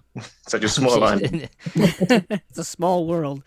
It's interesting you mentioned that because it is coming with the 86-minute UK cut and an extended 99-minute US cut. And I think we've talked about it before, Stephen. And I'm glad we have Philip on here. Because he talked about it a little bit earlier, is that, British cinema has kind of had a history of cutting things for content, banning movies and whatnot, and if we get a lot of that with these releases, or we get two different cuts, like the UK cut and the US cut, and they're always different in time. Yeah. So you get go ahead, Philip. the BBFC were, well, yeah, they were a force to be reckoned with in the 70s and 80s. It's just under conservative government, they were just very, very strict. And then when Labour got in '97, it kind of eased up. Thank God. Yeah. That's when we were allowed to actually see the films as they were intended to be seen. Yeah, Andrew Furtado, he loves talking about censorship, and we had him on last, and we talked about how, censorship in the moment can be very, annoying, and it hurts. We feel like it can hurt filmmaking and just, of course, freedom of speech in general. But it's just like sometimes that limitations can cause for even more interesting films. Do you agree? Yeah, when you look at something like Peeping Tom that had to navigate extremely gruesome subject matter, but make it censor approved. The way Michael Powell was able to sort of navigate and slip around things was just genius. So yeah, it does definitely help inspire certain creative decisions. But then I hate it when the MPA would just remove stuff out like Friday the 13th Part 5 for no reason. Yeah. Like, why? It was intended to be violent. You let the others through violence. And I mean, definitely when somebody comes in after a movie's been made and then censors it after it's been made, that's where it's really bad. It's one thing to put limitations on it from the beginning, but to come in and then remove things after the fact, that's when it's at its worst. Well, we're seeing that now with the digital. Since movies are very digitized now, we're seeing it on streaming services where they're coming in and they're removing things, they're changing things because of certain product placement that maybe they don't have the rights for anymore. Like they'll change something from a Pepsi to a Coke or whatever. Or sometimes they'll censor stuff for nudity and whatnot. And it's I've heard really? even down to people smoking cigarettes, people being against people smoking cigarettes. You talking about the Steven Spielberg E.T. thing with the guns? Well, that was the guns thing where they put walkie-talkies in his hand. Yeah. Yeah, they put walkie-talkies in the police's hand at the end of the movie. But I can't remember what movie it was, but there was a movie that came out a few years ago that was a Netflix thing where people were upset about people smoking on screen a lot, and that they should cut that, get rid of that film or something because you shouldn't be promoting smoking. And I'm like, dude, then I guess we got to get rid of all the seasons of Mad Men, because that's all that show is. Well, smoking and drinking and misogyny. Yeah. That's the '60s in Manhattan. And there's certain warnings now on Netflix where they put smoking is in this program. And I didn't know that smoking was. You know what it was? It was Stranger Things. It was Stranger Things. Stranger Things, actually. Yep. Where was it the adults were smoking and they got rid of all that? Yeah, I think Winona Ryder was smoking through the whole first season, nervous all the time, and then they were like, "Why is she smoking so much? That's not good for you." Her son is missing. She's stressing out. That's why. It works for the plot. What are you saying, Philip? It was the '80s when people smoked a lot all the time. Yeah, it's perspective. People have perspective. They smoked in the '90s. Steven, do you remember restaurants had smoking and non-smoking sections? Exactly. Yeah. I remember going to everyone smoked everywhere in the '90s. I mean, and that was before, not even before. They knew that secondhand smoke gave people cancer and stuff, and yet it wasn't until the 2000s they started outlawing smoking in restaurants and indoor places and stuff like that. It took them a while to kind of figure that out. Yeah, a lot of it has to do with big tobacco having lots of money and lots of lobbying power and government and all this. What is this nonsense. Show now? We're talking about but I'm just saying. Do you remember tobacco it just shows the cultural changes being from the way it is in the real world being reflected in movies, where they're just getting rid of that in movies to reflect the real world. Exactly. Even if that's not even really the case, because people obviously still smoke and whatnot. But that's not it for Kino. I think there's there might be a few more here. More?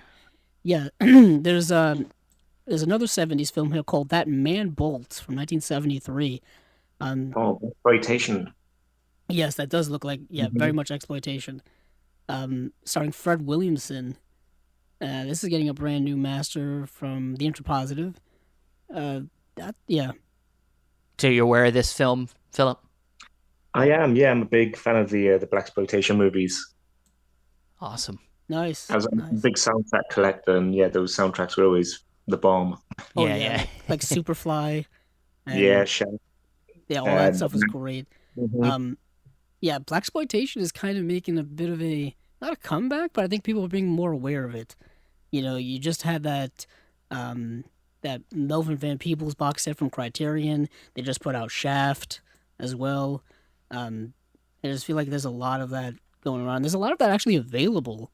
Like all of like the Pam Grier stuff is all available on Blu-ray from somewhere nowadays. Yeah, All that stuff's really just fascinating cultural stuff of the time. And Pam Grier is just fantastic. Yes. yeah. Next is a Barbara Hershey film called A World Apart from 1988. Um, yeah, Steven, I don't know anything about this movie Yeah, actually, I didn't get a chance to check this one out, but but I know who Barbara Hershey is. yeah. Great actress. Uh, she was in. I mean, recently she was in Black Swan. She played Natalie Portman's mother in Black Swan, but that's not obviously where she was. But I knew she was in Hannah and Her Sisters, which is the Woody Allen film from back then. She was in Falling Down, the Joel Schumacher film. Um, She yeah, was in another Kino release, Last of the Dogmen. Oh yes, yes she was. Yes, she So was. Yeah, she's a great actress. Yeah, an illustrious career. Nominated for an Oscar, actually. Yeah, that was for The Portrait of a Lady in hmm. 1997. I almost said 87 again. Always have 87 on the mind. Yeah, the year he was born, Philip. He just Oh, okay. You thinks didn't about have it to all the bring time. that up. It was a great year. He said Nice. that's exactly what he See? says. Great year. Told you. Every time somebody brings up 87, he's like, "Great year." Well, you know what it is? It's kind of it's a play on that thing where like I don't know if it's just in movies or TV shows, but every time someone brings out a bottle of wine, they always read off the year. They go, "Oh, very good year." It's like Yeah. I guess we could do that for Do anything. you drink wine, Andrew? I don't. Yeah, okay, I didn't think so. No, I Me don't. either. I'm Um, just saying that just seems to be a thing. Yeah. Like, yeah. oh, this wine's from 2004, very good Yeah. year. Like, I didn't know we were keeping up with all this. I didn't know I was in that Paul Giamatti movie. Yeah. We fucking drink Merlot. I'm not drinking fucking Merlot. But all right. Well, let's move on to Vinegar Syndrome. Yeah, this the was the partner labels. biggest slate of the week. This is Yeah. the one that I concentrated on the most. Spent all my time and all my waking hours dedicating my life to. Yeah. Sounds great. Sounds great. Sounds So- like you're not upset about that at all. no, not at all. There was some cool stuff in here. There was some really cool stuff actually, but they didn't announce their November slate for Vinegar Syndrome proper because they've already actually announced it and we already covered it. Because they're gearing up for their Black Friday sale, which is like what 20 something days away. It's like Yeah. 3 weeks away. So those titles are Roadhouse, which we've talked about incessantly. Steven loves it. He's already got it pre-ordered. Sure. Invisible Maniac, Burning Paradise, and then Homegrown Horror Volume 2. And then, of course, they're going to have some surprise releases, on Black Friday on the 25th. There's going to have 2 surprise Vinegar Syndrome releases, as well as 2 new VSA or Vinegar Syndrome archive releases as well. And then, merch and all that kind of good stuff that they always do. But what they did announce was 11 new partner label titles. One of which we've already actually talked about, Steven. Which one? Oh, we talked about Mindfield. Oh yeah, I was just kidding. Yeah. Last week we had the guys from Canadian International Pictures on, and we were able to discuss Minefield with them, which is a cool Canadian film that's like kind of a conspiracy film with starring Michael Ironside. Yeah. Philip? Have you seen the obscure film Minefield? I can't say I have, no, but I did check with the partner labels releases, and yeah, there's one film that they're releasing that I do highly recommend, which is I Think We're Alone Now, the documentary of Yeah. the guys who are obsessed with Tiffany. Yeah. It's Yeah. Yeah, absolutely incredible. yeah. The movie is it's like an hour long, like 61 minutes long. Yeah, but before we go into, you want to list them down, Steven, and then go. Sure, into I'll do them? that for you. Yeah. So starting with Altered Innocence, we have the film called Elsa. Then next we have from Big World Pictures, we have Distant.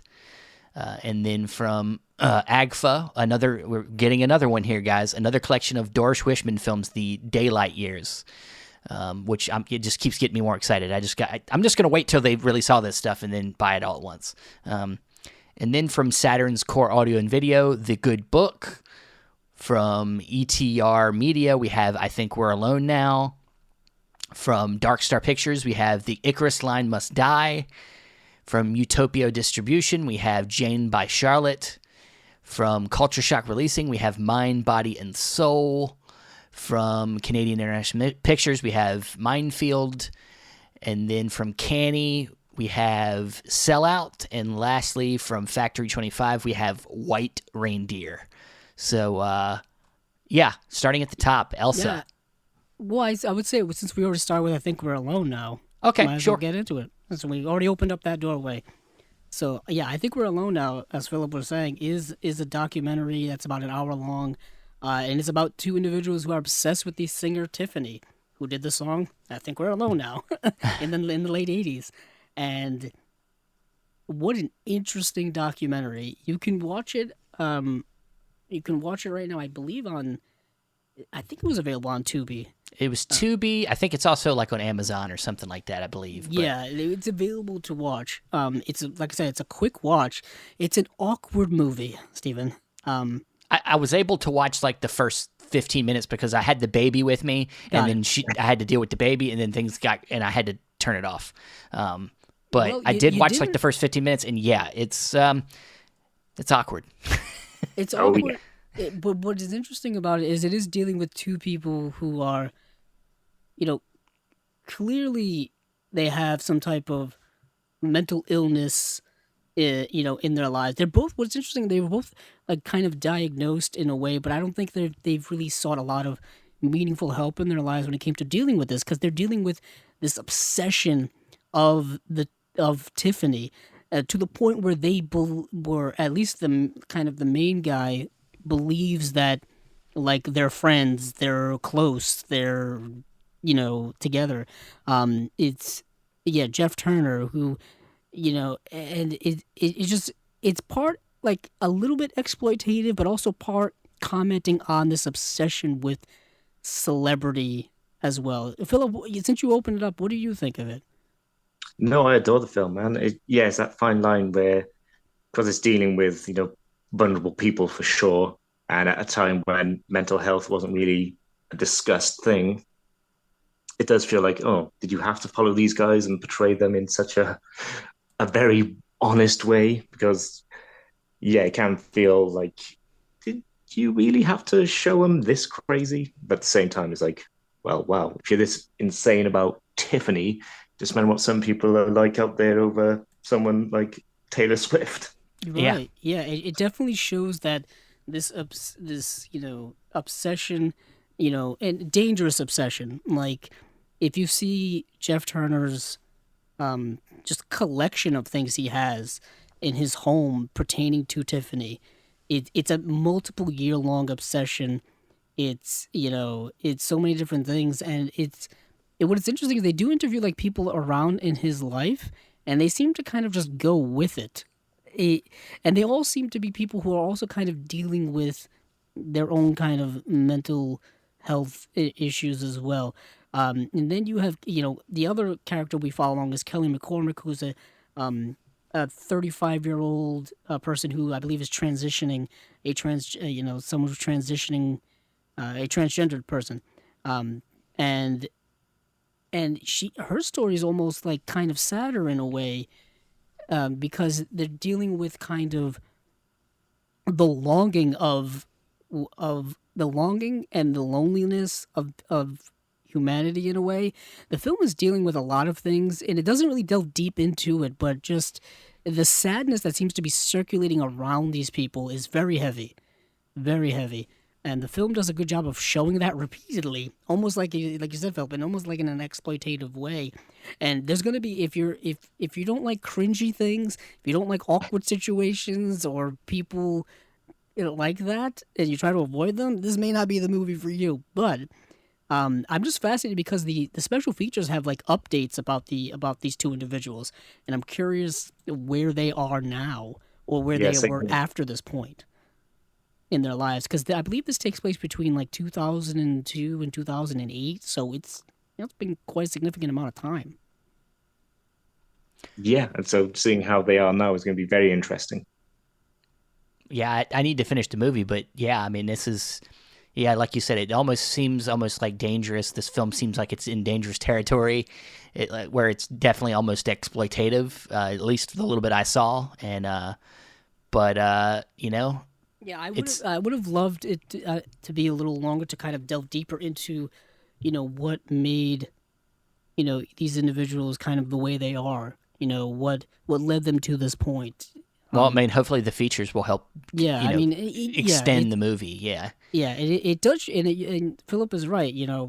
This kind of obsession with famous people has been going on forever. For yeah. decades. We hear like horror stories all the time of people having to get restraining orders against people traveling massive distances to see these people, and in their mind they believe like there's some type of connection with them, when in fact there really isn't, other than through their music or through their artistry. So yeah, it's a fascinating kind of look into that. Um, but Steven, is there any place else that you Well, wanted to go? yeah, sure. One that I saw that I actually really enjoyed it was the Icarus Line Must Die. Oh, okay. I'm actually, when I watched this, I thought of you because of Yeah, the music aspect of it. yeah, and now I'm not from LA, but so I don't know about the LA scene, but we know the LA scene is always, very. There's a lot of fervor in music, the music industry around LA, and there's always bands. There's always a lot of that stuff going on, and this film follows a real life. The band, the Icarus Line, is a band. Yes. And so the lead actor is the lead singer of the it's kind of almost autobiographical, but it's also a narrative story that's in there, is thrown in there, and I really liked it. I first of all, filmed gorgeously in black and white. It kind of almost has that '90s independent vibe to it. You know what? You know what it felt like to me? It felt like a Jim Jarmusch film it did, yeah, like a because it Jarmusch. was kind of a movie that doesn't really have a plot. It's kind of just a hangout movie where you're just watching this guy go from like situation to situation, trying to he owns his own studio, so he's like working with a couple of different artists. Some are good, some are not so good. He needs to make money, and some of the artists don't pay him. It's just going through the trials and tribulations of being an artist, and they do hint that like that he's been in this world for like so many years and kind of peaked early on and kind of faded story away. of a struggling artist who is dealing with the realities of what it means to don't not have a day job. He's literally, I mean, he's trying to do both. He's trying to have a life in the thing he loves, but he's in he the thing that can make him money is actually still in his wheelhouse, but he's so caught up in the passion of it, he's not making the money. He's not bringing in people to the studio that will actually make him money. He only wants to work with people that he vibes with, and that's just not a way to make money in a recording studio. I've worked in a recording studio, so I've seen this like personally where somebody only wants to work with who they want to work with and not bring in people that can actually make them money, and ultimately it doesn't work out. It takes you down. Yeah, Have you heard of this film, Philip? Have you heard about this No, film? Or no, it's new to me. are you familiar with any like music industry issues like that I'm speaking of? Yeah, for sure. But I lean more towards the hip hop side. Yeah, yeah. And I know you're out there in LA now, so have you visited around the LA scene, music scene around there? I haven't. No, I'm off to Hollywood tomorrow, so hopefully I'll see Ooh, nice. some live music there. Nice, nice. But yeah. The one other thing about other than how it's shot, the music's actually really good. I really enjoyed the soundtrack on this. Yeah. A lot of kind of like punk, kind of like almost like Oasis type of style rock music. It really good. This is a definite pickup for me. Oh, okay. That's got the Steven stamp of approval. Nicely of course, done. and that's all you need, guys. That's all you need. I'm the end all be all in movie. It's a very, and you can tell like the people in it are not real actors, Yeah, yeah, just by the way they recite their lines and the way they talk with one another, it's like you can kind of feel. There's this one guy who shows up. Oh, he's Steven. You remember he's like the guy that is connected to like the yeah. He's the guy studio. that owns the record shop that he goes and visits. If that's who you're talking about. I don't know who I'm talking to. It's like this. I just thought this dude was like magnetic on screen. Like I just thought he was great. He's the guy he gives the album to, who then gives it to the head of the record company. But anywho, Yeah, yeah. kind of like his connection, like his middleman, I guess. And I just thought the dude was like magnetic on screen, like in a movie where it was kind of very much mumblecore-ish. I was like, this dude's like electric. Yeah. But speaking of a movie completely different, from Big World Pictures, the movie called Distant, or it has a different name in because it is a Turkish film, and this is obviously this is not a documentary or anything like that. It's a narrative feature, and it's like I said, a Turkish film from 2002, directed by Nuri Bilge Ceylan. And Nuri Bilge Ceylan, he directed the movie Winter Sleep several years later. I remember when that movie came out, and that movie had so much buzz about it. And I believe that movie was nominated for an Oscar for Best Foreign Language Film. Well, if it wasn't, it was just heavily beloved. Um, yeah, it wasn't nominated, but I remember when Winter Sleep came out in 2014. I remember wanting to buy this movie for the longest time and just never did. But I guess I got my opportunity again. Everything comes around. Well, But you can have my copy. No, I'm just kidding. do you I have Winter Sleep? I believe I do. This Oh and one of his man. other films. I believe I have Blu-rays for because they there was a period in there where a few of his films came out on Blu-ray. I can tell you this right now: if you haven't watched any of his films, they're not short. And they don't feel short. Yeah, the other one that came out was Once Upon a Time in Antonioni, or how have you say that name? Antonioni. They're all long. They're all like that one's 2 hours and 37 minutes. Yeah, Once Upon a Time in Anatolia. Yeah, Anatolia. Yeah. yes. But distant or pronounced Uzak, in I Yes, think it's first Turkish. movie. Yeah. So this is a film about two individuals. They're cousins. I'll just read the premise here. After his life leaves him, a photographer has an existential crisis and tries to cope with his cousin's visit. And that's kind of the movie. It's just about existential isolation, dread, loneliness, just the wayward driftness that you can go through in life where you don't really know what you're doing or who you are. There are very many scenes of him just sitting in a chair watching TV at various points during his day just because there's nothing else for him to do outside of his job. And then you have his cousin who is also kind of in the same existential journey where his cousin has left his small town and has come to the big city and he's trying to figure out what he's going to do with his life. So they're at a crossroads in their life and they really don't know what to do. And the movie's just beautifully well shot, fantastically well told, just, dramatically gentle in its approach to storytelling. I loved the movie. I thought it was fantastic. And really one of the best movies, I think, of this entire slate for me. And yeah, it makes me want to watch more of his work. Like I said, Winter Sleep has been on my radar for years. So I'm really excited about this release.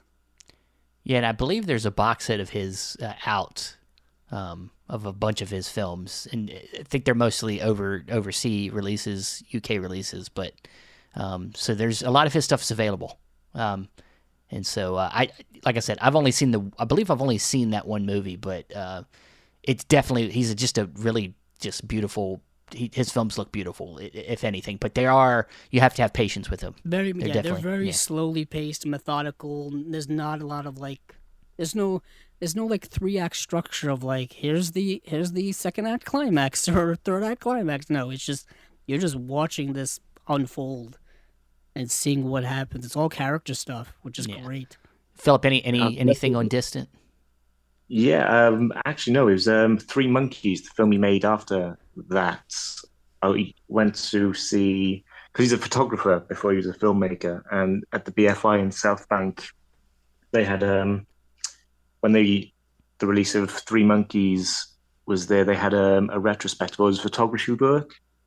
So I was able to get to the BFI that day, and yeah, I got to see all of his photography, and it's absolutely stunning. That Yeah, would it's make always sense. great. Yeah, His photographs are just as good. Yeah, yeah. I was like gonna his say films are so well photographed. it's interesting whenever a director definitely has. I mean, obviously, photography is a whole other art form. But when you're thinking about photography, you're also thinking about like cinematographers. Somebody, a director that has that experience with just looking at a still image, that can make for so much more thought being put into each frame in a film. So that's Yeah, I why mean, I think his movies are so, as you said, Andrew, methodical and mhm, slow moving. Is that he wants you like to a stay on picture. these single frames? Yeah. And I mean, most famously, Stanley Kubrick was a photographer before he was a filmmaker. And his films are known for being very, aesthetically fantastic. Steven, is there anything else that you got to see? I know we're kind of going The back and only forth here because I the saw only most other of these. That's why Yeah, I'm the only asking. other one I saw was White Reindeer. Oh, I saw that too. That was actually exactly where I was going to go next with my pick. But nice. What Yeah, did you think of it? I kind of liked it. I kind of liked it. It is kind of like one of the movies set at Christmas time. That's a sad movie. It's Yes. where this couple that are together seem to be seemingly happy and about to take their life into a whole other way. Where the husband got a new job in Hawaii. They're gonna move to Hawaii, and then tragedy happens. I'm not gonna tell you what it is, but it just turns her whole life upside down. She finds out more about her husband that she didn't know, and just it's kind of a downer movie, but it's also kind of it kind of the way the story unfolds and the way that the character grows, it makes it light, and I feel like it's a movie delving into how you deal with grief, and Yeah. how I honestly it's kind of one of the movies I'm surprised I hadn't heard about before, and I'm like, I might pick this one up down the line. Yeah, it came out in 2013, and when I went to Letterboxd, turns out a lot of people had heard about it, and I was not. Where one were of them we the at? time. I don't know. I don't know where I was in 2013, but I wasn't watching White Reindeer. But yeah, it's kind of like what Steven said. It's a film. It's another film, kind of like Distant, where it's about existentialism, trying to discover what you are, where you are, what you want to do, how your life is going, but obviously adding to the mix, mourning and sadness and all this kind of stuff because you know when tragedies hit, your whole life is just shook and like what do you do? How do you proceed from here? How do you live after something? And set at Christmas time, I think is interesting because Christmas time or the holiday season is supposed to be the happiest time of year, where in fact for many people it's not. It's not the happiest time of year, so it kind of turns that on its head. So Philip, are you familiar with this one? I'm not made no, so that's a new one on me. Okay. Any of these other ones that we brought up that you were familiar with at all? No, but Mind, Body, and Soul I pre-ordered purely because Wings Hauser's in it, and he's like that Robert Forster sort of Yeah. character that if he's in it, I'm watching it. Oh, All right. nice. Yeah, I would say Mind, Body, and Soul. If you're into, for when I first heard the premise of it, I thought it was a 1980s movie, but no, it came out in 1992. But it has like an 80s premise to it, where it's about satanic cults and murders and stuff like that. And like Philip said, Wings Hauser is in it, and yeah. So this woman, this starts off right away. I'm not spoiling anything. First part of the movie, they really don't introduce anything. Her and the person she's seeing, he takes her to a satanic cult meeting, and As you do. and it's like what you do on a date, I guess. If you've Yeah. known someone for a while, you introduce them into your world. To your friends. And needless to say, the cops bust in, and she gets kind of swept up in this satanic cult um, thing, and they're trying to get her throughout the movie and So all this kind of stuff. Midsommar. No, No, I'm just kidding. not quite Midsommar. That No, wasn't, no, that Midsommar was is a little bit of more pagan elaborate than cult, that. but Yeah. but I'm just saying that it is a lo-fi movie. It may have been a straight-to-video movie, or Well, shot who on put it- video at Who least. put it out? Who put it out? Let's see. Culture Shock. Well, that sounds like a Culture Shop thing. That Yeah. or Saturn Core. Yeah, and the put movie out a lot of does run straight to about an video. hour and a half long. Yes. Yeah, it's Yeah. directed by Rick Sloan, who I I don't know who that is. But Didn't he do porn before being kind of a legit filmmaker? Was he one of those guys? oh, Oh, he may have. well, I'm But gonna have to look into it. was he Keep the talking. producer on Hobgoblins? The same guy? Well, let's do it. Let's look. Yeah, I'm looking up at his IMDb. Yeah, right. he's a producer on Hobgoblins. Yes, he also directed. Yeah, I think he directed several adult films. He also directed Hobgoblins.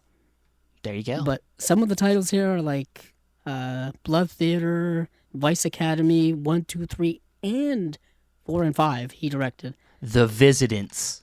and 6, and yeah. He also directed Hobgoblins too. And then he did a Interesting movie called filmography here. he produced a movie called Good Girls Don't. I think we can assume. Don't that what? may be. Come on, man. I think we can assume. Now, yeah, there's no shaming here about getting into adult films. No. Or going back and forth between adult films and non-adult. I was just films. talking about how do whatever excited I you was can. about Doris Wishman films. Yeah. Oh, yeah. Doris Wish. Well, you know what? That's a great transition, Stephen. You're Damn, welcome. You're good sometimes. Sometimes. Yeah. So Doris Wishman's got another box set out from AGFA. These are these are her earlier films in the 1960s that deal with like nudist colonies and like nudist communities and whatnot. Nudie cutie, right? Is that what they were called? The nudie what? cutie. Yeah, I They're called think they nudie were. cuties, right? Ah. I think they just did they call them? I know there was a specific name. You're right. Yeah, But- I'm not sure. Yeah, but I gotta they get put these out- sets first. I'll find out. Yeah, they put out two. Well, they put out 2 sets so far Yeah. of yeah. Doris Wishman And films. then I think there's been some single releases from Vinegar Syndrome. Have put out at least I think 1 or 2 single releases of her films. It might have been a double pack or something. I think it was a double feature. Yeah, yeah. I think we talked about it when Brad Henderson was on last. Yeah. Because it was part of their October slate, I believe. Yeah. But this is a 6-film slate. I think she did like 8 of these kind of nudist films early on, or the early 60s into mid 60s, because this is from 1960, 1965, and this is 6 out of 8 of those movies, and it's on a 3-disc set, and the films are Nude on the Moon, Blaze Star Goes Nudist, A Hideout in the Sun, Gentlemen Prefer Nature Girls, Diary of a Nudist, and The Prince and the Nature Girl. I got to actually see 2 of these movies because Nude on the Moon is streaming on the Criterion Channel. There's actually Of course it is. collection of her movies on the Criterion Channel. Kind of a couple of them are from each of these box sets, so it's kind of nice. And then Hideout in the Sun was actually streaming on Tubi, of all places. But the rest of them I couldn't find. But they're kind of like what you assume them to be. People get put in situations where they end up at some type of nudist community area. For example, Nude on the Moon. These 2 scientists somehow get enough money to build a rocket ship to go to the moon, and when they land on the moon, there just happens to be a nudist colony of human-looking aliens. They're not trying to fool you guys. They're not trying to fool you. Apparently, the moon in 1961 looked a lot like Florida, and it Cool. looked like palm trees, and just and nude aliens around and stuff. What I love about Doris Wishman's films, they are exactly what they claim to be. They're not hiding it at all. Yeah. And And, it's just- and that it's great. double pack was the Picorama release, which is Come yeah, With 2 Me, of her My adult Love. films. Yeah, Come With Me, My Love, and Satan Was a Lady are the 2. Yes, Yeah. those are 2 of her adult films. So it's another filmmaker who delved into both adult films as well as, I guess regular narrative films. I don't know how you would call it. I don't know. I think all of them have some nudity in it. Oh yeah, very much so. And what is interesting is she's doing it at a time where nudity in film was probably so against the culture. The 1960s, 1970s. Even nowadays, there's such a pushback. Stephen, we talk about this all the time when it comes to the MPAA. They always push back when it comes to nudity. Violence seems to be okay with them, but when it's nudity, you got to slap an R on there. You got to slap an NC-17 if something's too sexual. But she was doing this in the 60s, and just the movies are just, unapologetically what they are. They're just naked women, frolicking around, just swimming and picnicking and hanging out. You're not pushing anybody away from this release. So with the things you're saying. I fascinated by Doris Wishman's work and just kind of a trailblazer that she was Yeah. making these movies at that time. Yeah, I've definitely seen a few of her films, and they were all very endearing to me, even if they're a little silly. They're obviously a low budget, the acting is not good. The plot lines are not good. But it's like any of these. This is. I love the Ray Dennis. Severin put out Ray Dennis Steckler. Like things like that always fascinate me. So I'm just more of this stuff, please. Like what's also great is that at least the two movies I saw, they were both 70 minutes long. Like they're all really watchable. Like they're like they're here for a short time and for a good time. Yeah, exactly. Philip, any interest in Doris Wishman? Yeah, I got the first set, so I'm a big fan of her as well. I love that regional filmmaker sort of thing as well. So yeah, I'm still waiting for the UHD of I Dismember Mama though. When's that coming? Okay. Okay, nice, all right. Nice. Well, that's one I got to look into. Yeah. These sets are all like I said. There's 2 sets already, and then there's a 3rd set plus that double feature Picorama. So there's so much Doris Wishman right now available in high definition. Definitely. Yep. Awesome. And when I Remember Mama comes out, which someone's going to do it at some point, I hope they do a good documentary about the making of it, because if you've ever seen that movie, yeah, it's an experience. She lost the original. At this rate, she it could lost be the audio to the film, so they had to redub the movie. Oh yeah. There's so much bad overdubbing in these movies that I saw. Like obviously bad overdubbing, and it's just like so much ADR work. It's part of the charm of it, really. But I wouldn't be surprised if we see more Doris Wishman from either AGFA or Vinegar Syndrome. They don't seem to be stopping these anytime soon. Good. Yeah, I love it. But I did get to see a few more of these other films, and we'll just go through them because we're already past the 2 hour mark. Go through them real quick, like. So Jane by Charlotte is a documentary directed by Charlotte Gainsbourg, the actress who's worked in many films, primarily with Lars von Trier, and this is a movie about her, a documentary about her mother, Jane Birkin, who was an actress as well, who is an actress, still with us, is an actress as well as a singer, and it's just kind of an hour and 25 minutes or so, just scenes of discussions between her and her mom, reflecting on her life and their relationship. It's very intimate, very nice. I thought it was really, really good. I'm a big fan of Charlotte Gainsbourg's work. I think she's a great actress. So I had to check that out. That really piqued my interest. What else is here? Elisa. Elisa is a French film from 1995 and starring Vanessa Paradis as well as Gerard Depardieu. And this is another film I thought was very interesting. Vanessa Paradis' character is yet again another person who has a tragedy happen at a very young age, and then their entire life is kind of dictated on that. Like she's orphaned and she's kind of like a con artist criminal because she grows up with no structure and all that kind of stuff. But when she becomes of a certain age, she decides she wants to kind of hunt down and find her biological father, whom she never knew, who obviously wanted nothing to do with her, and she wants to kind of figure those things out, but primarily she wants to kill him. So she's trying to hunt him down the whole time, and it's very. And her father ends up being Gerard Depardieu, but it's a slow melodrama that's like almost 2 hours long. I thought it was very good, but you have to be a little patient with it. Because there's a lot in the middle that kind of the movie gets a little lost in terms of her journey and whatnot. But what else? Sellout. I think we talked about what about everything else. Sellout? Yeah, we're good. Right? Is that it? Okay. I think that's pretty much it because we already talked about Minefield. I didn't get to see the Kanye release of Sellout, and both Steve and I could not find the good book to save our lives. And it sounded so interesting. I wanted to watch it. Because it's the description: in the near future, the world's population forced to stay confined in their homes at all times due to depleting ozone layer. Those that venture outdoors quickly devolve into zombie-like mutant outside. So it sounds like it's got some relevancy to our world today. It's shot on video film from 1997. I was telling Steven, it has 37 ratings on IMDb and 4 on Letterboxd. So I had a feeling this wasn't going to be easy to find to watch for the show, and lo and behold, it wasn't. But that's what Saturday. But if there's anybody that could have seen it, it's Philip. Philip, you've seen this, right?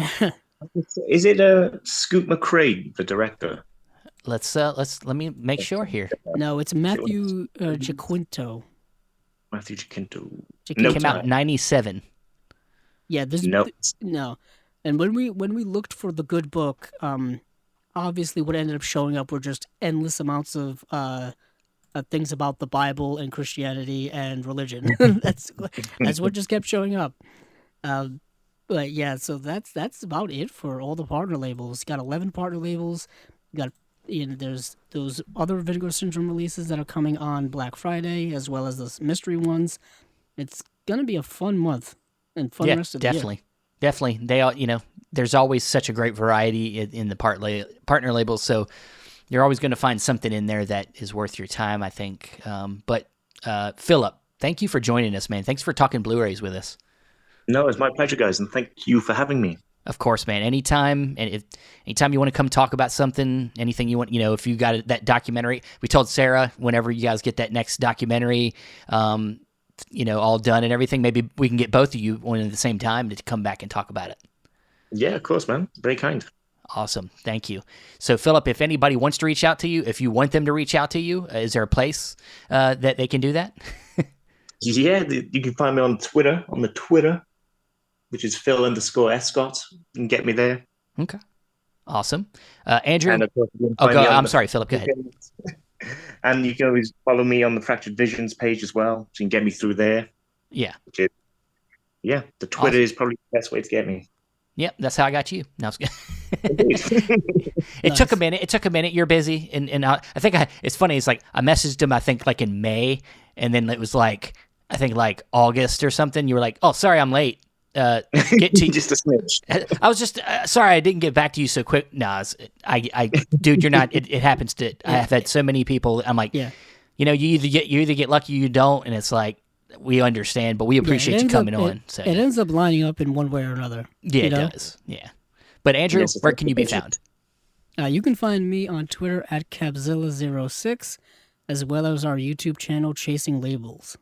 And you can find me on Facebook, Stephen Billings. You can also find me at the other Chasing Labels pages, whether it be our Instagram, Twitter, or our group on Facebook. You can find the audio for the podcast on Podbean, Apple Podcasts, Stitcher, Spotify, and other places.